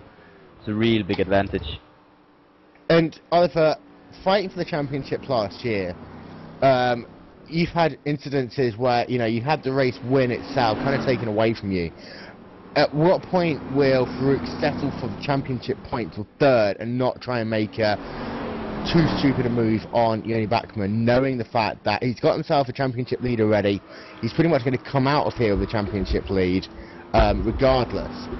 But looking now, as he's really gaining on Yoni, he's going to try and keep up the momentum and just get the pass done really quick before Yoni's onto him. Of course, if Yoni starts going very defensive, Farouk might hang back, try and cool the tires down a little. It's not so much this season with the tires overheating. It's been solved from my racing side. So he's gonna have had 2 or 3 laps all full out now, and then he might hang back, try and see if he can spot a weakness in Yoni's. Big close up there, big close. Roderick Crewman in the wrong place at the wrong time. That's hurting Farouk Manzar there, as he had to brake it extra hard to avoid himself collecting Yoni Bachmann in the first place, and then got himself stuck behind the GT2 car on exit, and now Yoni Bachmann's going to be lucky enough just to be able to get to that GT2 car up the hill, and I'm not quite sure Farouk Manzar is going to get there in time to make the pass in turn number 1. Nope. As we saw earlier with the GT2s, this is where you know, it becomes difficult, because now Bachmann's got himself a car between himself and Farouk Manzar. This is the breathing space that Bachmann might need, as Manzar is going to be able to make the move out of turn number 1 down to turn 2, but he's lost himself there. Yeah, a couple of attempts, and a couple of attempts is the difference between being able to line yourself up into turn 5 or having to wait another lap. We'll see here now, and it's gonna cost Farouk another lap of catching up this little mishap with the GT2 cars, and we're getting close to the end only with 17 minutes. It's only about 9 laps left. Yeah, and I think that the difference between Prestige and Bachmann, and Surman even, it was, you know, that half a second region. It's a lot less than that now. Prestige, looking as though he's got himself in that first stage of the dirty air. Now it's going to be a case of, can he drive himself into a position where he can really nail an overtaking manoeuvre? Let's see if Simon Heimer is as generous as his brother was lapping these guys and giving them room.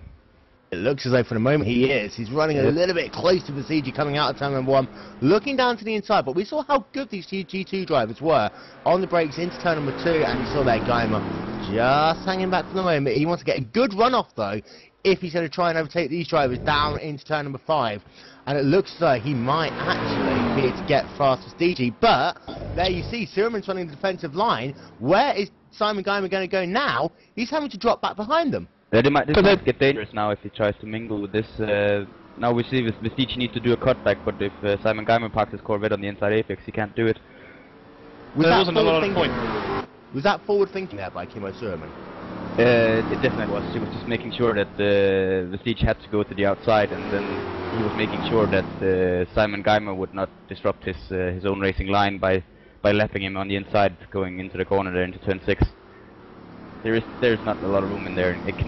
It'll easily cost you a position if you get a bad exit up the hill into turn 7. That ongoing battle for the 4th position, which we'll keep on forgetting to talk about. Arthur Kirk-Poulsen in 4th, as Jurfai less than a second behind him now in that battle for the 4th position. Jurfai in the number 11 main performance PC car, really putting the pressure on that number 7 Scandinavian machine of Arthur Kirk-Poulsen as they come across the line now. Jurfai, last time by was a full second faster than Arthur Kirk-Poulsen. They come across the line again. Arthur Kirk-Poulsen does a 2-minute 1.9, Jurfai a 2-minute 1.982. So actually Arthur Kirk gained 4/100ths of a second. Yeah, Arthur has been putting in pretty respectable laps this race, but he seems to have trouble finding them every lap, so he's got quite a bit on the consistency, but the pace is definitely there. So, Prestige lost out again there to the GT1. You see, he's dropped back now to about a second behind Kimmo Surman, as Simon Geimer finally manages to get around that Glacier Racing number 51 machine of Surman, coming down into turn number 1, and for Prestige now, he's got himself less than 15 minutes to go, and it's going to be a case of he's going to have to drive offensively with the lap traffic. Jarno Metakayan is going to be the one that's going to be the next to put a lap on these drivers. He is currently only about 8 seconds behind, and let's not forget what happened the last time a Glacier Racing GT1 tried to get around the GT2 driver. Toby Bushnell is holding up holding up Yoni a bit now, and Farouk will seem to get a big run now coming onto the main That straight. was mid-apex, wasn't it? I think this is going to happen. They're in each other's toe. Yeah, let's be careful. They could go 3 wide. Now. So Toby Bushnell moves left-hand side, and Yoni Batman looks like he's just going to be able to have the thing, unless Farouk Manzar makes that last-ditch move down to the right-hand side. He thought about it. You could see him twitching a little bit, but he doesn't. But can he get the crossover coming down into turn number 2? Actually, they both beautifully run that curve on exit. Farouk Manzar definitely got the momentum coming into turn number 2.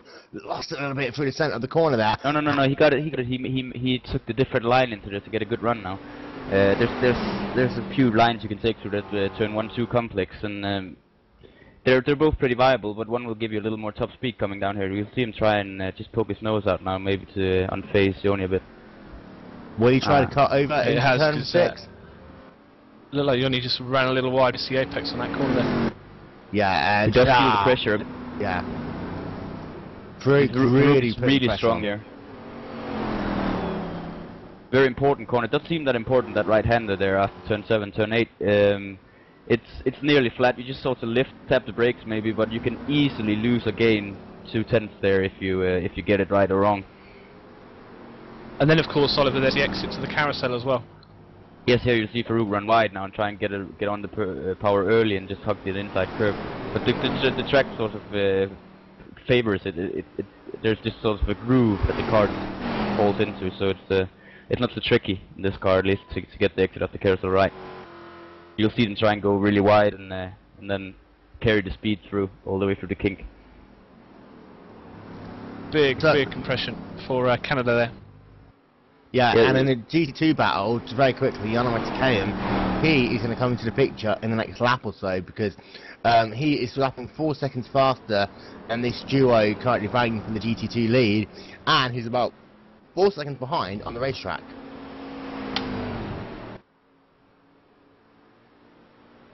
It looks like Yoni Pat managed to dodge that bullet though. It looks this time by Farouk isn't as close coming down into turn number 1, so perhaps Farouk needs the opportunity of lap traffic again to try and make up that pass. Again, he gets very close though. He's so good through turn number 1 in that number 58 car. And if he can carry that momentum again to turn 2, you never know, he might be able to get closer as they come down to turn 5. And they've got Robert Burton, who's currently scored 6 laps down in the 05 car.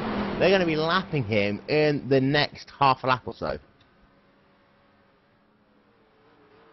Yeah, okay, and that's going to be massive for them, because it's going to be in the middle of the lap pretty much. And we see Yoni, nice little corner there, number 5 in the 6 again. I think they might catch each other up in the carousel.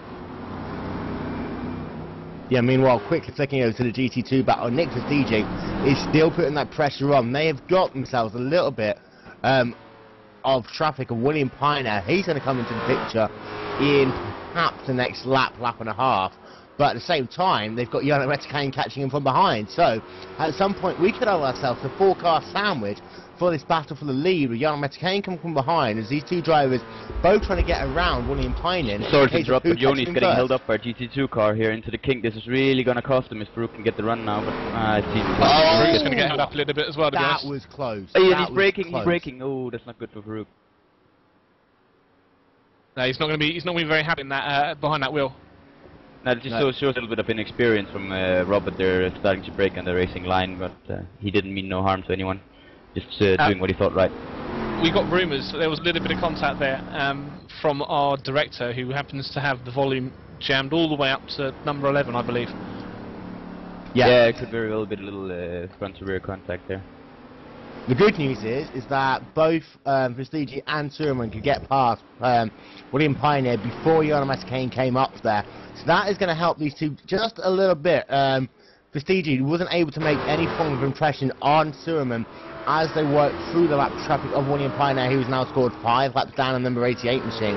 Back on the racetrack, but that GT1 moment there, I have to say, some great forward thinking from Farouk Manzar. As I think if there was any of, if it was some of the other drivers, that would have been certain race ending for both of those. Yeah, but you could see Farouk was really on it. He would have seen Robert Burton going through the hurry downs into the carousel. and he would have been able to calculate that Yoni would catch him and get slowed down by him just at the exit of the carousel, and that was his chance. He was really on it. Sadly, Robert just it didn't really work out for him, as Robert parked on the apex a little of the kink. So Jarno Metakainen almost having another moment there, as William Pioneer, I believe, is back into the wall, so continuing woes for William Pioneer, driving that race car around here at Road America. We got ourselves 9 minutes to go, pretty much, here at Road America, round 2 of the TFR Summer Super Cup. 9 minutes now. Will Vincent, Rob Sutherland and Oliver Brand, our special guests here today, to run through your GT1 field very quickly. Tapani L is your race leader, capturing himself and Yoni Backman 14.1 seconds. Root Manzar less than a second behind Yoni Backman in that battle for the second position. I forget Paulson is currently sat in 4th, but he has got Zhou Fly a second behind himself. And then the GT2 class, Kimmo Sermon is your race leader, but under still heap of pressure from Nick Prestige in the number 48 Radicals machine. Toby Bushnell is in 3rd with Stefan Coppins in 4th. So a nice 3rd, 4th at the moment for Talk Freak Racing, with Roderick Croonin running out your top 5. And breathe for Air Will. Okay, so we've got really 2 battles on at the moment. We have you, her and Arthur as well. That's the 3rd battle, but don't see much happening there. Just trying to see if we can find any others going on as well that we don't know about. Now our director is complaining a little that he can't keep up. We have 3 battles on track with 6 cars being nose to tail and 3 different points around track right now. It's a little hard to keep up for us. I tell you what, Barney out, almost getting pushed all the way onto the graph there by the number 19 Radicals machine of Chris Partridge. I don't think that was by design.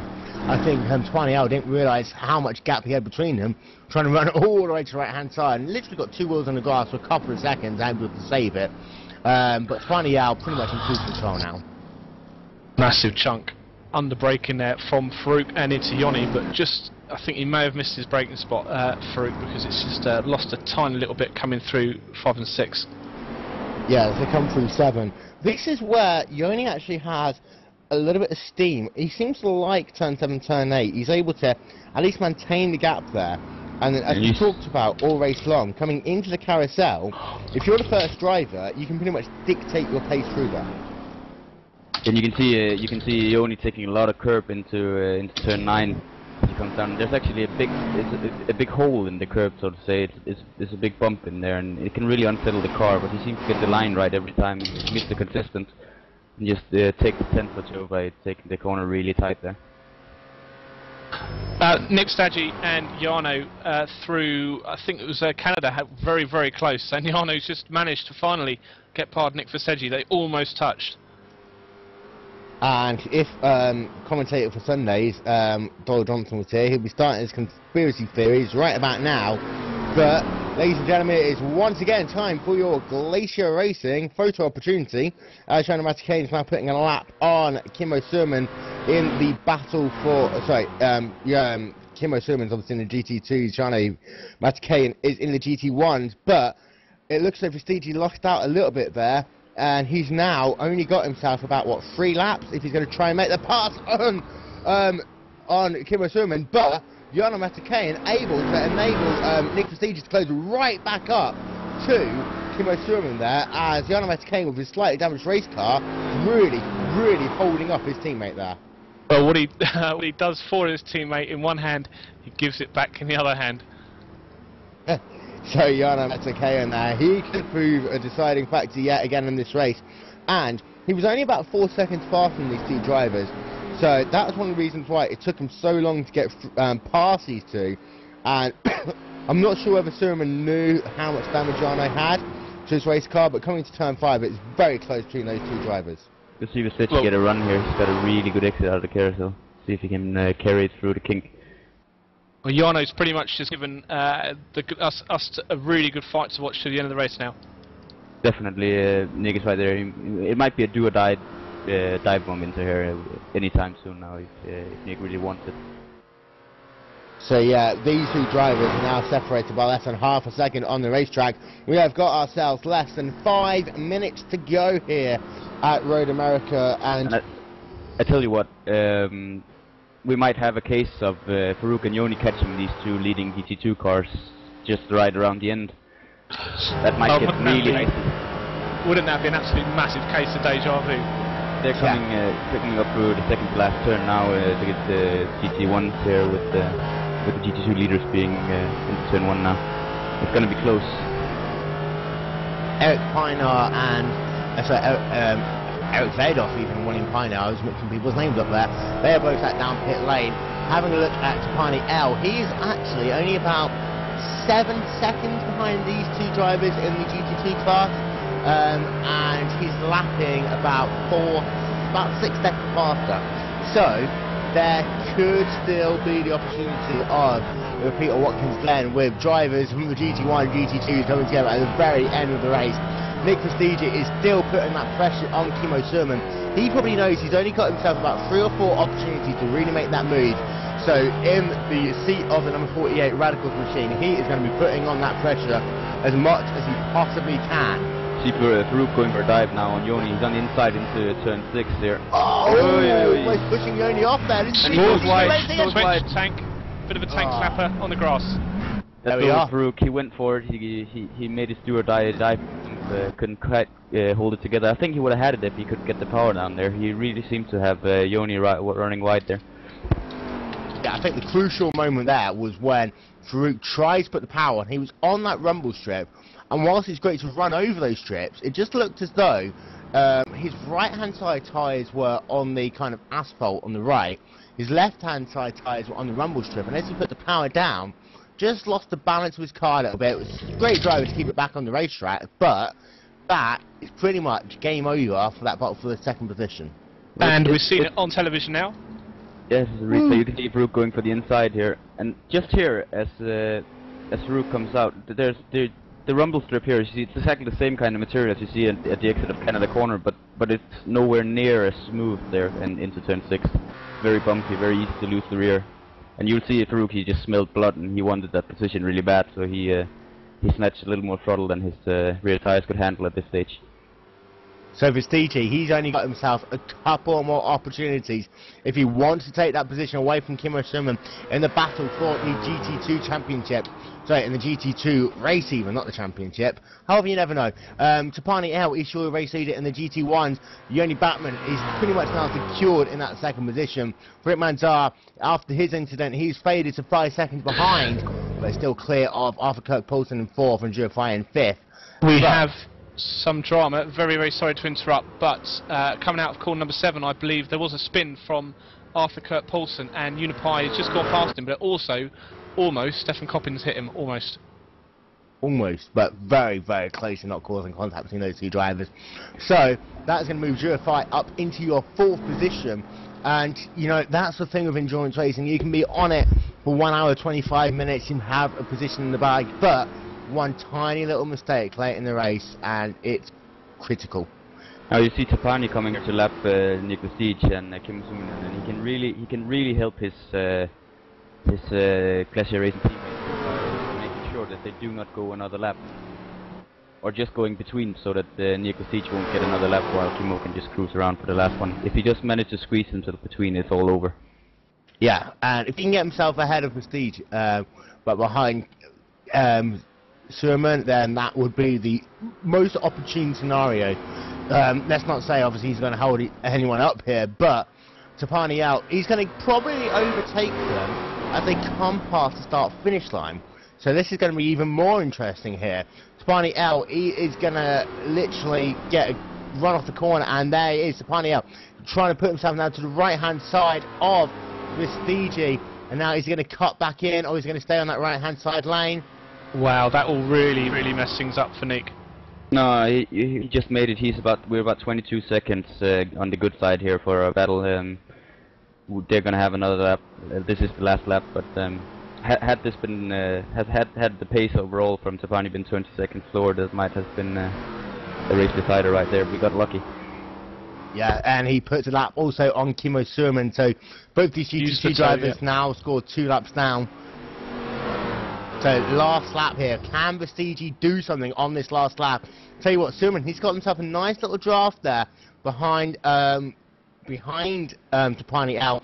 That's going to help him for the first part of this lap, but now that Corvette is going to start pulling away to come underneath the Corvette bridge into turn number 6.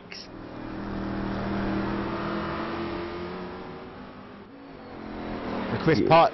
We'll see. You see Nick Vestiges taking a really wide entry, going really wide out over the curb on the exit into turn 6 as well, trying to just snatch every little bit of speed he can, and he's taking a big chunk curb on the inside here as well into turn 8.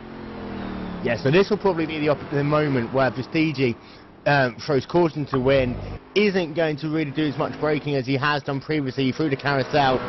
Broke a little bit there, that lost him a bit of momentum, but can he try and gain a little bit through the King? That's the fastest I've seen Vestiges go. And Stefan Coppens has blown his engine, come down to corner number 1 with Roderick Cronin just behind him. He's pulling Oliver Brand. What a pro. on what would be, that's a massive blow for Stefan. So Vestiges is very, very close as they come through the final couple of corners. So difficult to do something into the final corner. However, meanwhile, looking at Tapani L, he's going to be doing a Glacier Racing photo finish here. Is Yanni going to let him pass? In fact, they don't even know what they're doing here as they come past the start-finish line. Tapani L, as they come down past the start-finish line. One more lap to go. No, so we are done here. We are done. Tapani L is your race leader, and Kimmo Surman just manages to keep ahead of Nick Vestiges there in the GT2. A great battle all race long. Jarno Matikainen probably relieved not to have to do another lap. And there you see, in formation there, Tapani L on the inside, Jarno Matikainen on the right-hand side. But right behind him, you have the GT2 winner of Kimmo Surman, Glacier Racing, 1-2 in the GT1, and winner in the GT2s. As you see, I just saw an image of Stefan Coppens there. He's smoking his engine all the way around the back straightaway. He's just let Dave Geimer pass. He's got Simon Geimer behind him as he pulls off the racing line. But Stefan Coppens, he's determined to bring that car home. What a great race. What a great race we've seen here. They're literally just doing a parade lap now. What a great race we've seen. And that's a shame that the Stefan Coppens-Roderick battle ended so unfortunately for Stefan with his engine gone. Yeah, really is disappointing because that was shaping up to be a nice battle as well. So, final results here at Road America.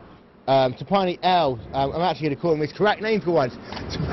Tapani Lenanotu in the number 3 Glacier Racing Machine. He is your race winner. The gap between himself and Yoni Backman, 15.2 seconds as I came across the line. Farouk Manzar, he finished 16 seconds behind the race lead. He did manage to close Yoni Backman down, but there's no chance of him getting back around that 46 machine.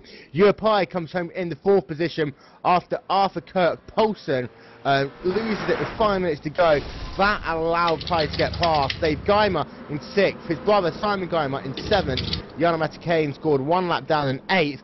Chris Partridge in 9th. Oliver Brandt is your last of the GT1 cars, retiring in 10th. And then in the GT2s, Kimmo Surman, your race leader, with Nick Vestiges in 2nd.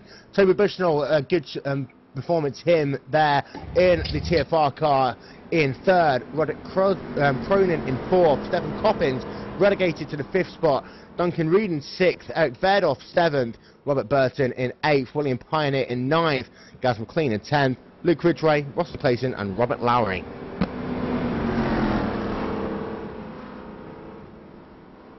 I'm going to get this out of the way while we have the opportunity. Both of you guys, drive the race. Go. Right, you go first, Oliver. Well, drive the race. It's gotta be Tapani. He was just absolutely unfazed by whatever happened around him. He just took a complete calm to everything and just drove through like a pro. Not even a single mistake. Well, I'm going to second that one actually. I'm going to third it, afraid, guys. So, we'd like to welcome in to the booth Nick Vestiges. I'm going to have to start, Nick, by asking you a very simple question. How is the rear end of that Glacier Racing number 51 machine? Mostly blue. It's getting a bit tiring. I've been driving behind them all season, last season. Sometimes in front, but usually behind them. And he did lead a portion of this race here today. He managed to get his way past, and from that point on, it's pretty difficult to overtake. And it looked as though, especially on the aspects of the track that you were faster, coming out the carousel into Canada Corner, just looked as though you lost a little bit of momentum and wasn't able to get the job done. Yeah, I think he was slightly faster coming out of the carousel, but I think overall I was a bit faster than him. I just made too many mistakes, and he did very well capitalizing on them. And in the second half of this race, especially the last quarter of it, how badly did lap traffic harm your progress in being able to try and get past? Well, I thought it would be worse, actually. I was kind of cursing on TeamSpeak at people, but I ended up not losing as much time as I thought, and we still finished half a second from each other. So. And you've had great battles with Kimo in the first few races so far this season. Next week it's a completely different ball game as we head our way over to Japan and Suzuka. Is that number 48 Radicals machine going to be able to get himself to the top step of the podium? I hope so. I haven't done very well in the past on Suzuka, mainly because my computer has troubles running it, and it's a bit dodgy when I run these big races, so hopefully it'll be good. Well done in the second position there, and we hope to see you in Suzuka. We'll go up a stop now, if he's about. Kimo, congratulations. You managed to bring that Glacier Racing number 51 car back to victory lane. Yeah, thanks. And just how hard was that race for you with the ever-present number 48 Radicals machine of Vestigi sat behind you, stalking you for most of that race? Yeah, it was a very hard race for me. Nick seemed to be about few tenths or half second a lap faster than me, so yeah, I had to work very hard to keep him behind me. And it seemed to be that probably the most important part of that race, like last week, was pit stops, where you managed to get yourself a couple of seconds lead.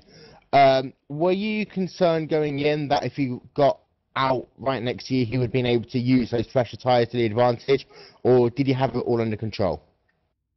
Yeah, well, I took full fuel, so of course I was a bit concerned if he took less, or if I made a mistake there, he could easily overtake me, but I got a little bit gap on the pit stop, so I don't know what happened. And it did look like when you had pit stops, just you and Nick together, and he seemed to just have misjudged the braking a little bit, so it seemed to give you the brake. Oh, okay. So he's a little early on the brakes into his pit boxes. I think that was what gave it. I think you actually had a similar time standing still. And last season, Road America was one of your more disappointing races, which actually in some ways gave you the determination to regain the points lost. We're going to Suzuka again next week, a track that you did great at last season. Are you looking forward to racing there next week, and how big a challenge do you think you're expecting from some of the other drivers? Well, it's not my favorite track with all the sweeping corners. I find it quite annoying, but yeah, should be a good challenge again, by Nick at least.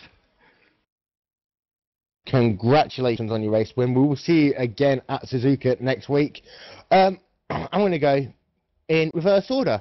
Fruit Manzar, you came home third in that race after leading from the pole, and then you had a moment coming down into pit lane which relegated you down about 20 seconds, and then just as you were making a move on your only backman down into turn number 5, you just got on the power perhaps a little bit too early and lost the chance to fight for the second position. Yeah, that race was just full of mistakes for me. Entering pits, I locked up the rears, went straight in the wall, and that gave me understeer and a speeding penalty coming out of the pits. So after that, I was just trying to recover. So you didn't, we were wondering whether or not you had made any repairs to your race car, but it was actually a speeding penalty that cost you that time. Yeah, it was a 15-second speeding penalty. I had optional repairs, but I opted not to take them. In hindsight, I should have taken them because I was getting a lot of understeer coming out of the carousel, and you only just gained 2-3 tenths there every time, and I couldn't stick with them through the carousel. We're noticing that you only seem to just create a gap through the carousel, and it looks like you're looking for other opportunities. Take us through that that move down to turn 5 with a couple of laps to go. Well, coming out of turn 2, I was only 3 tenths behind him. I knew I had to make a move right there, otherwise I'd lose him again going through the last 3 sectors. So it was just a last-minute move, and I was hoping it would pay off, but it didn't. Still coming home third in the race, you know, after a great season last season, you look to be building very strongly in the GT1 Championship this year. And looking forward to Suzuka, I'm guessing you're looking to try and carry forward some of that momentum even further. Actually, I won't be able to make it next week, but I'll be back for Mid-Ohio. Boo! So we won't see you next week. We'll see you in Mid-Ohio in 2 weeks' time. But again, well done on the third position. Going up one spot, Yoni Bachmann came home second in the Glacier Racing car. Yoni, it was an interesting race for you, and for the most part, it looks as though you would have to settle for third. Yeah, you read my mind. I was basically settling for third ever since lap 1.5. I was at the start. I was pretty confident that I was able to keep up with Oliver, but I was based on what I've seen from the last race and seeing Daboni's pace in practice. I mean, we drive with basically identical setups or close to it, and he's always been a half a second or so faster than me around this racetrack. So I knew basically that those two are going to disappear, and even if I'd had caught Daboni there in turn 1 in the start, I would have given that position back to him because I didn't want to spoil the race for the victory. But yeah, after Oliver had some issue, I'm not sure what he did. I think he went wide into turn 1, and I got by him. Basically, I was happy for like 5 laps. Now I have someone to race with. But then he made another mistake, and just basically was just coasting around for 60+ minutes. And then I had all of a sudden I did like I think I was the last Corvette to make a pit stop, and as I came into the pits, I knew I was gonna catch Daboni about 1 or 2 seconds because I had to take less fuel. But then I saw Farouk Manzar like 15+ seconds behind Daboni, and I was like, what the beep has happened to that guy? And then after Daboni went by me as I was in the pits, at normal pit stop pace, I should have been released from the pit stall, but for some reason it didn't, and it held me up for like 6 extra seconds doing nothing. And I was dead sure that Farouk was going to catch me in turn 1, and luckily in the last second I was released, and after that it was fun fighting with him. And have to apologize Farouk for that turn 5 incident there. Yeah, it's fun. That would have been my fault as much as yours if you made contact. Yeah, I mean, I did I did a normal braking spot. I knew that you were stronger than me under that brakes, but as I saw you were coming in, and I was going to take a wide entry.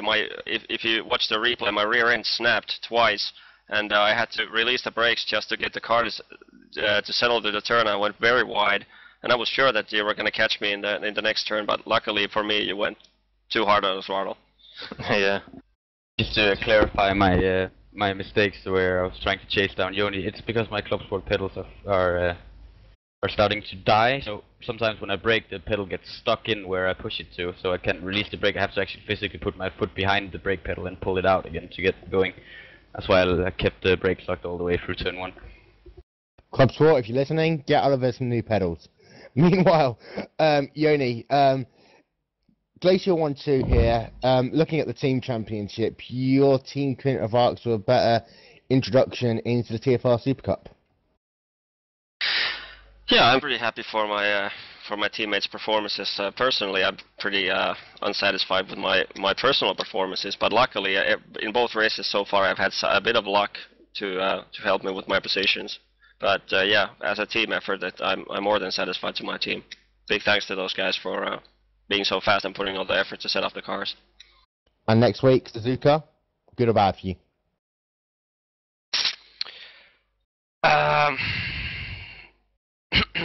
I skipped Suzuka last season in the Ford GT because I just dislike the fact that it doesn't provide that much overtaking spots, even though it's fun for hot lapping. But I cannot say good or bad. I would say like I'm fast over there, but faster than here at least. But no, I'm not looking forward to that because unless someone makes a huge mistake, there's no way you can get by. Cheers, Jenny. One on your second position. Tapani Leneotu, you won the race there, leading 22 laps, exactly the same number as Farouk. Congratulations on your race win. And it seemed that not being held up behind your teammate gave you the great opportunity to charge down and eventually find your way to win a circle.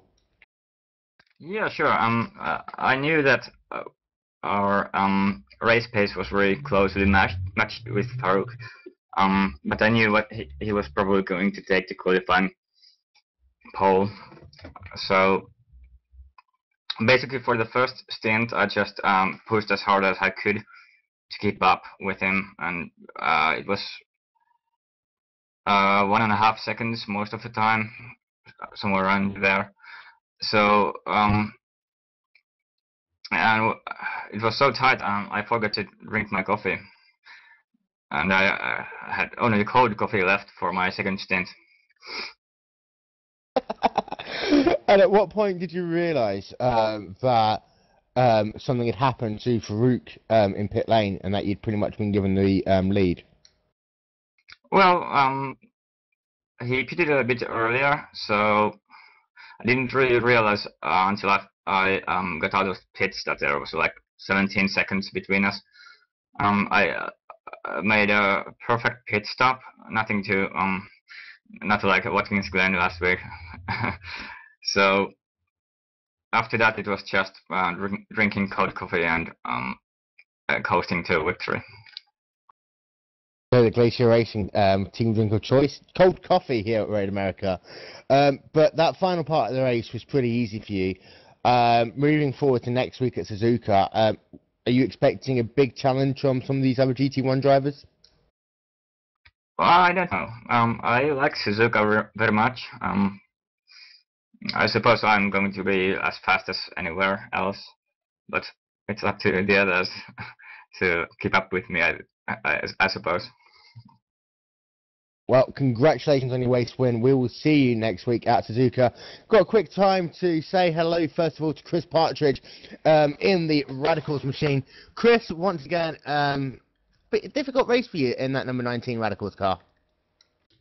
Yeah, I bodged it on lap one because I basically lost it on one of the corners and hit a wall, so my steering went really bad. And then after that, I struggled to get past. Well, a whole fleet of Ford GTs went past me, and it took me a while to get past many of them, to be honest. And so I just sort of settled into my own lap and went forward from there. I have to say that after that, I had brilliant fun. In fact, I wish all the other cars were Ford GTs and I was just in the Corvette, because I was actually overtaking people. And how morale... sorry, I'm going to have to rephrase that question. So, how difficult is it on morale to have an incident that early on in the race, knowing that, you know, the only way you're really going to gain positions up is through attrition more than anything else to keep yourself in the game? To be perfectly honest, I thought I was going to completely bin it, and my race would have been over on lap one. So the fact that I didn't get it completely into the wall and destroy the car, managed to rejoin, and from that point it was a plus. So yeah, of course it was annoying. I lost a few places as usual, but no, it was, as far as I'm concerned, it was great fun. And it's been a bit of mixed fortunes for the Radicals team this week, with some interesting results in the TFR TCC, and then you yourself having issues today, but Vestigi coming home second in the GT2s.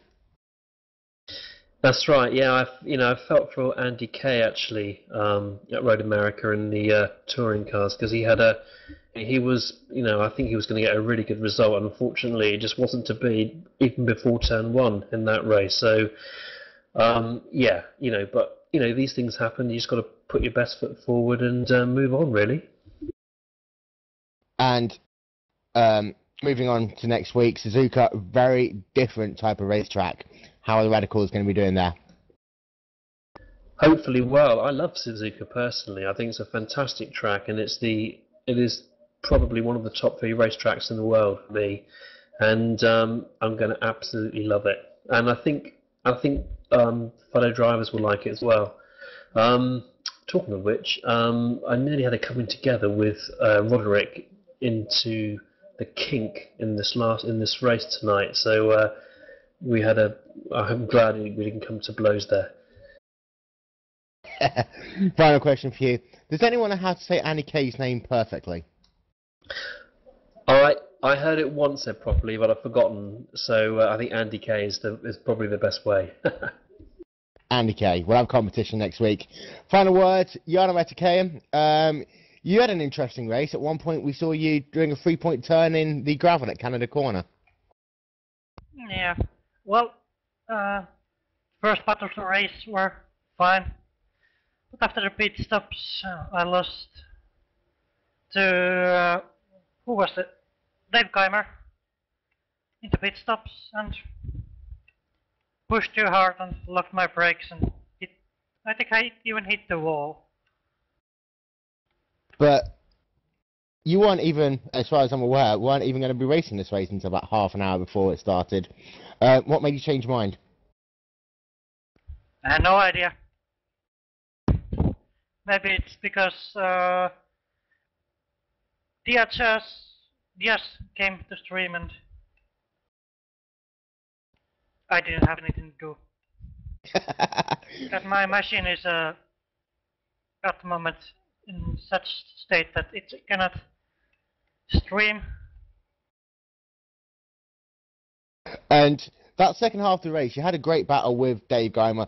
Had you not had the incident with the wall and the incident in Canada, do you think you could have caught that number 23 Team Shark machine? Yeah, definitely. I think I was a little bit faster on the race, but I haven't checked the lap times. And you came home 8th in the race. Good job by you. We might see you in Suzuka. We never know with you. Yeah, I might be there. So, Racing. Rob, if you're still alive, and Phil, let's get some final thoughts from you two. Final thoughts from me. Right, okay. We're going to have a cracking tab race tomorrow. Then Tuesday we're going to have an amazing TFR touring car door banging race. But for today we're going to cracking race, great action. We've had 3 fights that pretty much captivated us throughout the 90 minutes of racing, and I absolutely can't wait till they resume at Suzuka. Yeah, Phil, unfortunately we can't get through to him, but he said he loved the race. Smiley face.